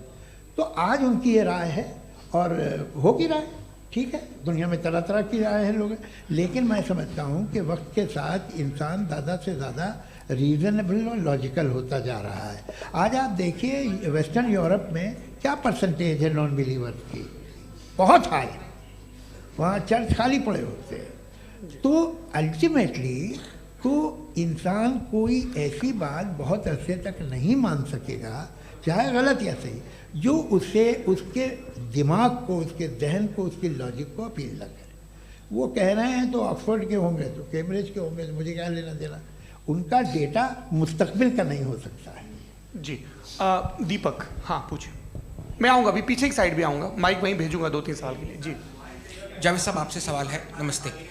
अरे भाई सर, अगर आप ही लोग को तय करना है तो फिर 200 लोग तय कर लें। ये एक साथ नहीं sir, please don't do this sir. Everybody has a right sir, but we can only take selected questions. No sir, ये यंग लोग भी हैं तो इनकी ये एक अब बात उतने यंग, सुनिए। भाई आप यंग हैं कि नहीं हैं? एक मिनट, वो कह रहे हैं वो भी यंग हैं पूछ रहे हैं ना साहब। भाई। आप उनकी नौजवानी पर दावा उनको ही करने थे। हाँ मुफ्ती साहब, आप यंग, हाँ पूछे। अरे भैया सर, मेरा सवाल ये है, कुछ इनसे भी तो पूछो। जी नहीं, बस आपसे एक सवाल है। जैसे थीस्टों के पास अपने जो ईश्वर को मानते हैं उनके पास अपने सोशल गेट टुगेदर्स हैं। 5 रोज़ आज क्रिसमस आने वाला है, होली है, दिवाली है, ईद है। एथिस्ट क्या ऑफर कर रहे हैं? मतलब मैं इनकी दुकान से बोलूं, मैं आना चाहता हूं उस तरफ, पर मैं अट्रैक्ट नहीं हो पा रहा हूं। मैं सोशल गेट टुगेदर्स क्या है आपके पास? वो ये कह रहे हैं कि जो धार्मिक लोग हैं, अलग अलग धर्म के लोग, उनके उत्सव त्योहार, कॉन्ग्रेगेशन बहुत हैं। अब आपको मैं एक सुनाता हूँ, यहाँ हिस्टोरियन भी बैठे हैं। मृदुला जी, आप बताइएगा सही है कि नहीं। ये एक कॉन्स्टेंटाइन, एक ग्रीक रोमन बादशाह था जो क्रिश्चियनिटी आने के 400 साल बाद उसने डिसाइड किया कि मैं क्रिश्चियन हो जाऊंगा, मेरी पूरी स्टेट कैंसिल हो जाएगी। उस ज़माने में ऐसे ही होता था, राजा जो धर्म इख्तियार करता था वो जनता भी कर लेती थी। इसलिए कि वो हो गया था बैंकक्रप्ट, और उसे जो मेडिटेरियन कोस्ट के रिच क्रिश्चियन वो थे मर्चेंट, उससे पैसा चाहिए था। तो उसने कहा यार क्रिश्चियन हो जाओ। तो उसने अपने वजीर से कहा कि भाई ये हिस्ट्री है कि अब हम लोग क्रिश्चियन हो जाते हैं। पहले सर हो जाएंगे, कोई प्रॉब्लम नहीं है, लेकिन एक प्रॉब्लम ये है कि 17 दिसंबर से 25 दिसंबर तक जो पेगन फेस्टिवल होता, जो पेगन जो फेस्टिवल होता है वो बंद हो जाएगा, इसलिए कि हम क्रिश्चियन हो गए तो होगा नहीं। तो वो बच्चों को बहुत बुरा लगेगा, पब्लिक को बहुत इन्जॉय करते हैं, खासतौर से 25 को मेन डे। तो उसने कहा हाँ ये तो सही कह रहे हो। ये जीसस क्राइस्ट की पैदाइश कब थी? कहते साहब वो अप्रैल में थी। नहीं, कट करो, वो 25 दिसंबर को है। यह हकीकत है। और 400 साल बाद क्रिश्चियनिटी के अप्रैल से दिसंबर ले आए, और इसलिए कि यहाँ पेगन फेस्टिवल होता था। अब मनाते हैं आप आराम से। ये जो सारे फेस्टिवल हैं ये रिलीजन से, हर एक को एक इंटरटेनमेंट डिपार्टमेंट चाहिए होता है अपनी कंपनी चलाने के लिए। तो ये रिलीजन ने, ये सेकुलर त्यौहार थे जिन्हें रिलीजन्स ने ले लिया है। ये मौसम के थे, फसलों के थे, किसानों के थे, उसको आपने लेके रिलीजियस रंग दे दिया। ये कोई रिलीजन से थोड़ी आए हैं आप। अच्छा हमें देखिए, हम तो मुल्द हैं, हम ईद मनाते हैं, हम दिवाली मनाते हैं, हम होली मनाते हैं, हम क्रिसमस मनाते हैं। बम्बई की फिल्म इंडस्ट्री की सबसे बड़ी होली हमारे घर में होती है, सबसे बड़ी ईद हमारे घर में होती है। वो हमारे सोशल वो है, हमारे हेरिटेज है। ऐसा थोड़ी है कि we will throw the baby along with the water. ये तो अच्छी चीज़ है, इन्हें रखो, जो बेकार है फेंक दो। जी हाँ, हेलो जी, मेरा सवाल नादवी जी से है। जैसा कि आपने बोला कि गॉड टाइम के भी परे हैं और गॉड इतनी कॉम्प्लेक्स चीज़ है कि उसे ह्यूमन माइंड समझ नहीं सकता, और गॉड ने अर्थ पे फ्री विल भी दे दी है, तो आप अपना वक्त ज़ाया क्यों कर रहे हैं गॉड के बारे में बात करके? अपन को तो बात करनी चाहिए कि सोसाइटी को बेहतर कैसे करें। जी, मैं गॉड वही बताता है सोसाइटी को कैसे बेहतर करे। अभी मैं आपका जवाब देता हूँ। आपने कहा कि टाइम पे वो एग्जिस्ट नहीं करता, मेरा सवाल ये है कि जैसा आपने बोला कि गॉड बहुत ही कॉम्प्लेक्स चीज है। मैंने कहा ही नहीं कि कॉम्प्लेक्स है, तो आपके अल्फाज हैं। कॉम्प्लेक्स का लफ्ज गॉड के लिए सुइटेबल नहीं है। क्यों? क्योंकि कॉम्प्लेक्स वो चीजें होती हैं जो ऑब्जेक्ट हो। God is not an object जिसको आप इंस्ट्रूमेंट के जरिए लेबोरेटरी में जाके टेस्ट करें, oh it's very complex. No, वो कोई कार का इंजन नहीं है। वो फिलोसॉफिकली नेसेसरी बीइंग ऐसी बीइंग है जो सिंपल बीइंग है। हाँ, आप उसको मुकम्मल तौर पे उसकी तमाम हिकमतों को जान ले और हर चीज को जान ले, ये पॉसिबल नहीं है, क्योंकि वो ऑल वाइज है, आप ऑल वाइज नहीं है, और वो खुदा है, वो आपको सारी चीजें बता दे, ये जरूरी नहीं। मेरा सवाल ये नहीं था, मेरा सवाल ये था कि जब गॉड इतना परे है इस दुनिया से कि उसने अर्थ पे फ्री विल भी दी है, हम सब ह्यूमंस की फ्री विल है, और जो सोसाइटी में हो रहा है वो अपन लोग डिसाइड करेंगे, तो अपन लोग डिसाइड नहीं करेंगे ना, अपन लोग डिसाइड नहीं करेंगे। गॉड जो है, गॉड ने वो उसकी जात, उसकी एग्जिस्टेंस टाइम एंड स्पेस से परे है, लेकिन वो हमारा टेस्ट ले रहा है और उसी गॉड ने हमें बताया कि तुम्हें क्या करना है क्या नहीं करना है, तो जाहिर उस गॉड की बात सुनेंगे ना हम। जी, वो पीछे एक चश्मा लगाए जो मैम खड़ी हैं, उनको दीजिए। हाँ, आप जी जी बिल्कुल आएंगे। देखिए मैं कोशिश कर रहा हूँ सब तरफ जाने की। हाँ, उनको दीजिए माइक। जी, हेलो सर, मैं ओमनी प्रेजेंट नहीं हूँ, टाइम पाबंद हूँ, और जहाँ तक कोशिश कर सकता हूँ करूँगा। जी, अपना नाम बताइए। मेरा नाम उर्सुला है, मैं दिल्ली यूनिवर्सिटी की एक स्टूडेंट हूँ और मैं स्टूडेंट फेडरेशन ऑफ इंडिया से हूँ। मेरा सवाल मुफ्ती जी से है कि इस हॉल के इस कमरे में बैठ के हम लोग रेप की मोरालिटी के बारे में फिलोसफिकली बात तो कर सकते हैं, बट असलियत ये है कि रोज़मर्रा की ज़िंदगी में औरतें रेप के थ्रू गुजरती हैं, और हम लोग सिर्फ नंबर्स पे इस तरह नहीं देख सकते, क्योंकि कितनी औरतें हैं इन कंट्रीज़ में जहाँ पे आप बता रहे हैं कि केसेस कम हैं, जिनका एक्सेस है कि वो जाके केस फाइल कर सकें। कितनी औरतें हैं जो जिनको काम करने की आज़ादी है उन कंट्रीज़ में। यूरोप में ये आज़ादी आ गई, यूरोप में ये रूल्स आ गए, तो हम आज उसके बारे में बात कर पा रहे हैं। जी, जवाब। आपने ये कहा कि कमरे में बंद होकर हम लोग इस पर फिलोसफिकली बात कर सकते हैं, लेकिन हकीकत में क्या हो रहा है, वो ग्राउंड लेवल पे क्या हो रहा है, जो बहुत गलत हो रहा है, और वो सफ़र कर रही हैं। आई अग्री, बहुत गलत हो रहा है, और जो गलत हो रहा है उसको हमें रोकना है। और क्यों रोकना है, वो गलत क्यों है, हमारे पास इसका ऑब्जेक्टिव फाउंडेशन है, इनके पास उसका ऑब्जेक्टिव फाउंडेशन नहीं है। मैं ये कहना चाह रहा हूं कि जहां पे भी जुल्म हो रहा है, जहां पे भी औरत पे जुल्म हो रहा है, या उसकी इज्जत लूटी जा रही है, या उसे तकलीफ पहुंचाई जा रही है, और सिर्फ औरत नहीं, किसी इंसान के ऊपर भी जुल्म हो रहा है, तो उसके खिलाफ खड़ा होना, ये मॉरलिटी हमारे पास गॉड के पास से आई है। वरना जावेद साहब तो कह रहे हैं कि जो है मेजॉरिटी डिसाइड करेगी, तो मेजॉरिटी तो कभी भी बदल सकती है। क्या आप ये थोड़ी सी आपको गलतफहमी है। मैं अगर मेरे जुमले से ये मदनत निकला या मैंने कहा, तो ये जुमला मैं वापस लेता हूँ। ये मेरा मतलब ही नहीं था कि मेजॉरिटी डिसाइड करेगी। मेजॉरिटी डिसाइड करे तो दुनिया में बड़ी, वैसे आपने कहा था ये जुमला। अच्छा, हो सकता है, मैं मान रहा हूँ, बाद में रिकैप कर लेंगे। अरे एक सेकंड, मैं अपनी एक्सप्लेनेशन देता हूँ। मुनासिब बात यह है कि हम सब के सब दिल में जानते हैं कि क्या अच्छा है क्या बुरा है, हमें पता है अच्छी तरह से। जो लोग बुरे काम करते हैं उन्हें भी मालूम अच्छा क्या है।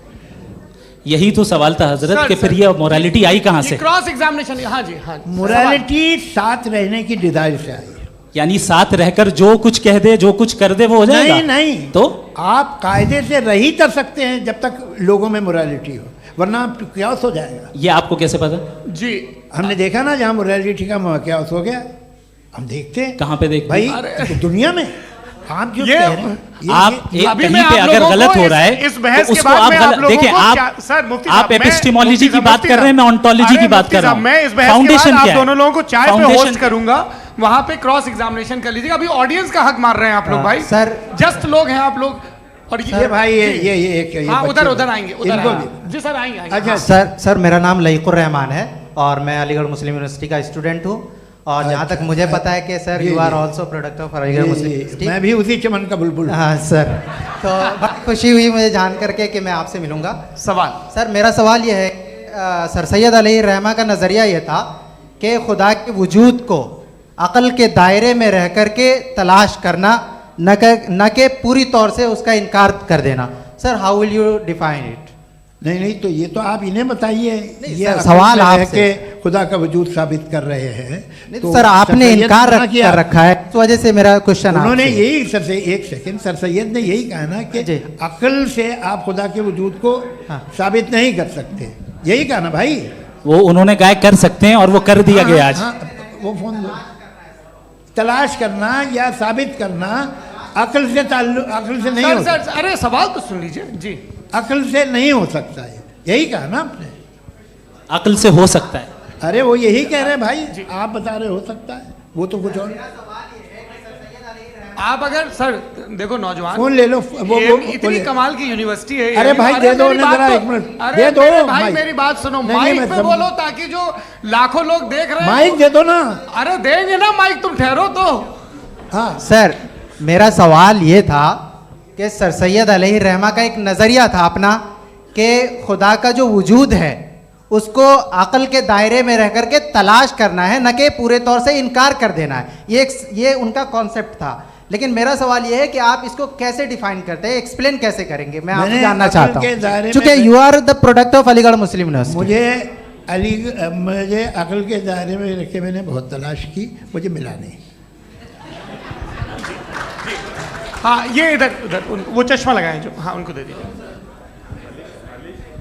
जी जी फटाफट पूछिए, बस 5 मिनट है, 5 मिनट में खत्म हो रहा है। हाँ अस्सलाम वालेकुम मुफ्ती साहब। एंड मेरा सवाल जावेद अख्तर साहब से। क्या नाम है आपका? अरे भैया सब मुझे पूछ रहे हो। फैज पूछिए फैज साहब। तो मेरा सवाल ये है कि अभी जो एथियस्ट है वो problem of evil argument use कर रहे हैं अगेंस्ट मुस्लिम्स, राइट? कि इस दुनिया में इतना सारा इविल है और अगेंस्ट मुस्लिम तो यहाँ अगेंस्ट थियस्ट। हाँ थोड़ा सा करेक्ट कर लीजिए भाई, पूरी मशक्कत ही इसी बात की थी कि किसी एक मजहब पे बात न टिके। जी तो बेसिकली ये आर्गुमेंट ऐसा है कि इस दुनिया में इतना ज़्यादा ईवल एग्जिस्ट करता है और अगर एक ऑल गुड गॉड है तो वो रोकता क्यों नहीं है?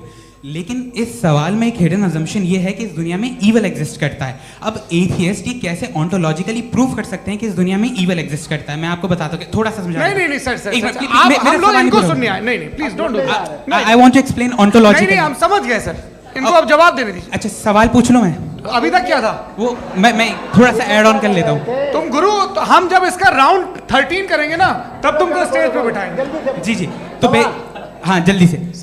तो देखिए एथियज्म के हिसाब से सब कुछ रैंडमली बन गया है, सब कुछ एटम्स और मॉलिक्यूल्स है। एक पत्थर में और मुझ में सिर्फ इतना फर्क है कि हम लोग एटम्स और मॉलिक्यूल्स का अलग अलग रीअरेंजमेंट है। अब एक पत्थर को कोई इंसान तलवार से 2 टुकड़ों में काटते या मुझे, according to atheism it is same. There is no evil and good according to atheism.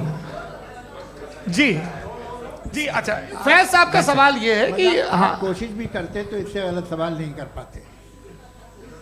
एक लाइफ फॉर्म है और लाइफ फॉर्म में फीलिंग्स हैं, मतलब लाइफ फॉर्म सुनता है, देखता है, टेस्ट कर सकता है, फील कर सकता है। तो उसकी जो ये जो क्वालिटी इस बबल में आ गई हैं वो जानवर में भी है, इंसान में भी है।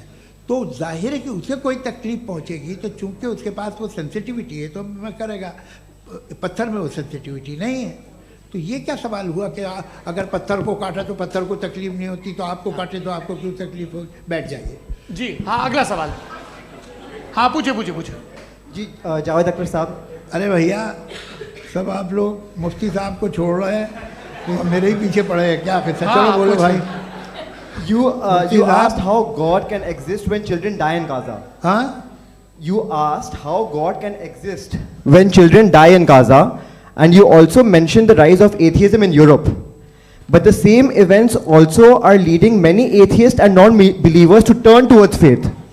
How do you interpret this contradiction, where suffering pushes some away from God, yet brings others closer to belief? देखिए, आपको एक बात बताऊं, दुनिया परफेक्ट तो कहीं भी नहीं है, हर जगह कुछ खामियां हैं। बेटा एक मिनट, मैं आप ही को कहेंगे, देखो वो तो कुछ खामियां, कमज़ोरियां, खराबियां सब जगह है। लेकिन अगर देखोगे ईमानदारी से कि दुनिया सबसे ज़्यादा महज़ब कहाँ है, एक आम शहरी को कहाँ हुकूक हासिल हैं, वो बोल सकता है, अपनी मर्ज़ी से काम कर सकता है, अपनी मर्ज़ी से राय दे सकता है, हुकूमत के ख़िलाफ़ बोल सकता है, बरसरे इक़्तिदार लोगों के बारे में बोल सकता है, सरमायादारों के ख़िलाफ़ बोल सकता है। तो आपको ये स्कैंडिनेवियन कंट्रीज़ में मिलेगा, वेस्टर्न यूरोप में मिलेगा। मैं नहीं कह रहा वो परफेक्ट है, बिल्कुल नहीं, वहाँ बहुत ख़राबियाँ भी हैं, परफेक्ट तो कोई। लेकिन जिन जिन मुल्कों में, लैटिन अमेरिका देखो, गल्फ़ देखो, वहाँ पर आपको ये ज़रूर है कि रेप नहीं होते होंगे। रेप की ज़रूरत क्या है भाई? उसको तो ख़रीद लो, घर में रखो, सड़क पर रेप करने की क्या ज़रूरत है? मगर सुनिए सुनिए सुनिए, मगर हकीकत ये है कि वहाँ शख्सी आज़ादी राय देने की, बोलने की नहीं है। जी, ये एक आखिरी सवाल मुफ्ती साहब से। हाँ मैम, इनको माइक दीजिए। शुक्रिया। मेरा नाम मनीषा है, मैं हरियाणा से आई हूँ। मैं मुफ्ती साहब से एक बात पूछना चाहती हूँ। आप बार बार जावेद साहब को कॉन्ट्राडिक्ट तो कर रहे हैं कि आपने ये कहा, लेकिन आप भी अजम्पशंस के बेसिस पे बात कर रहे हैं। आपने खुदा के होने का कौन सा प्रूफ पेश किया है, खुदा की एग्जिस्टेंस का? अब इस सवाल को अलग रहने दीजिए, कौन एथीस्ट है कौन नहीं है। और दूसरी बात जो आपने एक छोटी सी कही थी कि ये फ्री विल का इस्तेमाल करता है इंसान अपनी, लेकिन इस फ्री विल का इस्तेमाल में मतलब खुदा ने ये दे दी सबको ये इजाज़त कि वो कितना घिनौनापन और कितने ज़्यादा ख़राब से ख़राब तरीके इस्तेमाल कर सकता है। जवाब सुनते जी। आप फ्री विल को मानती है ना, या अब कहती है कि फ्री विल नहीं है ना? मानती है ना? तो अब आपके पास इसका कोई एक्सप्लेनेशन नहीं है कि अगर एक इंसान उस फ्री विल का इस्तेमाल करके गलत काम कर रहा है और बच के अच्छी ज़िंदगी गुजार के निकल जा रहा है, उसका कोई रिकम्पेंस नहीं है। हमारे वर्ल्ड व्यू में जो इंसान गलत काम कर रहा है उसको भी रिकम्पेंस यानी उसका बुरा बदला मिलना है, और जो सही काम कर रहा है उसको सही बदला मिलना है। लिहाजा जो फ्री विल है वो इस तरीके से है कि एक लिमिटेड टाइम तक खुदा ने मोहलत दी है। ऐसा नहीं कि छूट दे दी, जो करना है करते रहो हमेशा। वक्त आएगा जब एग्जाम का टाइम खत्म होगा तब रिजल्ट आएगा, दौराने एग्जाम जबरदस्ती आपको नहीं बताया जाएगा। अरे भाई एक सेकंड, जी एक सवाल मुफ्ती साहब से मेरा है। मुफ्ती साहब से जी, हाँ,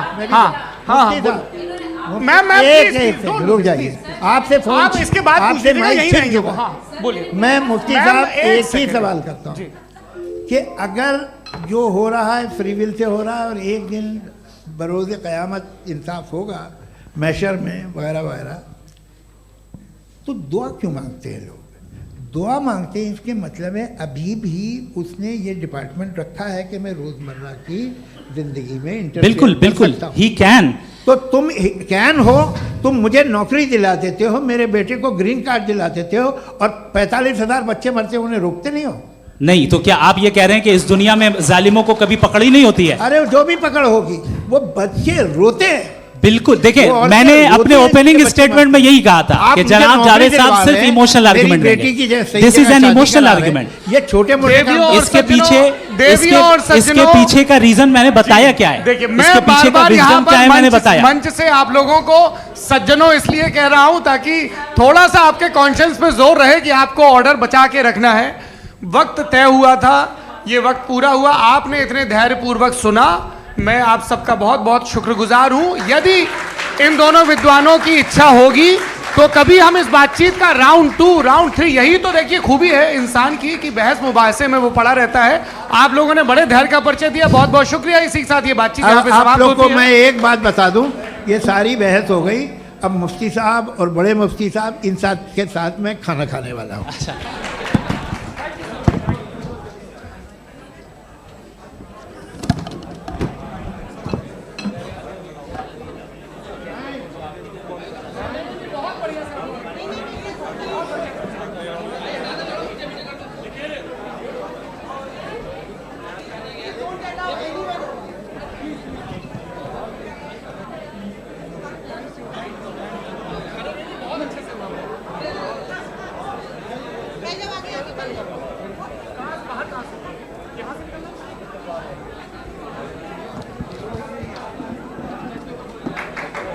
है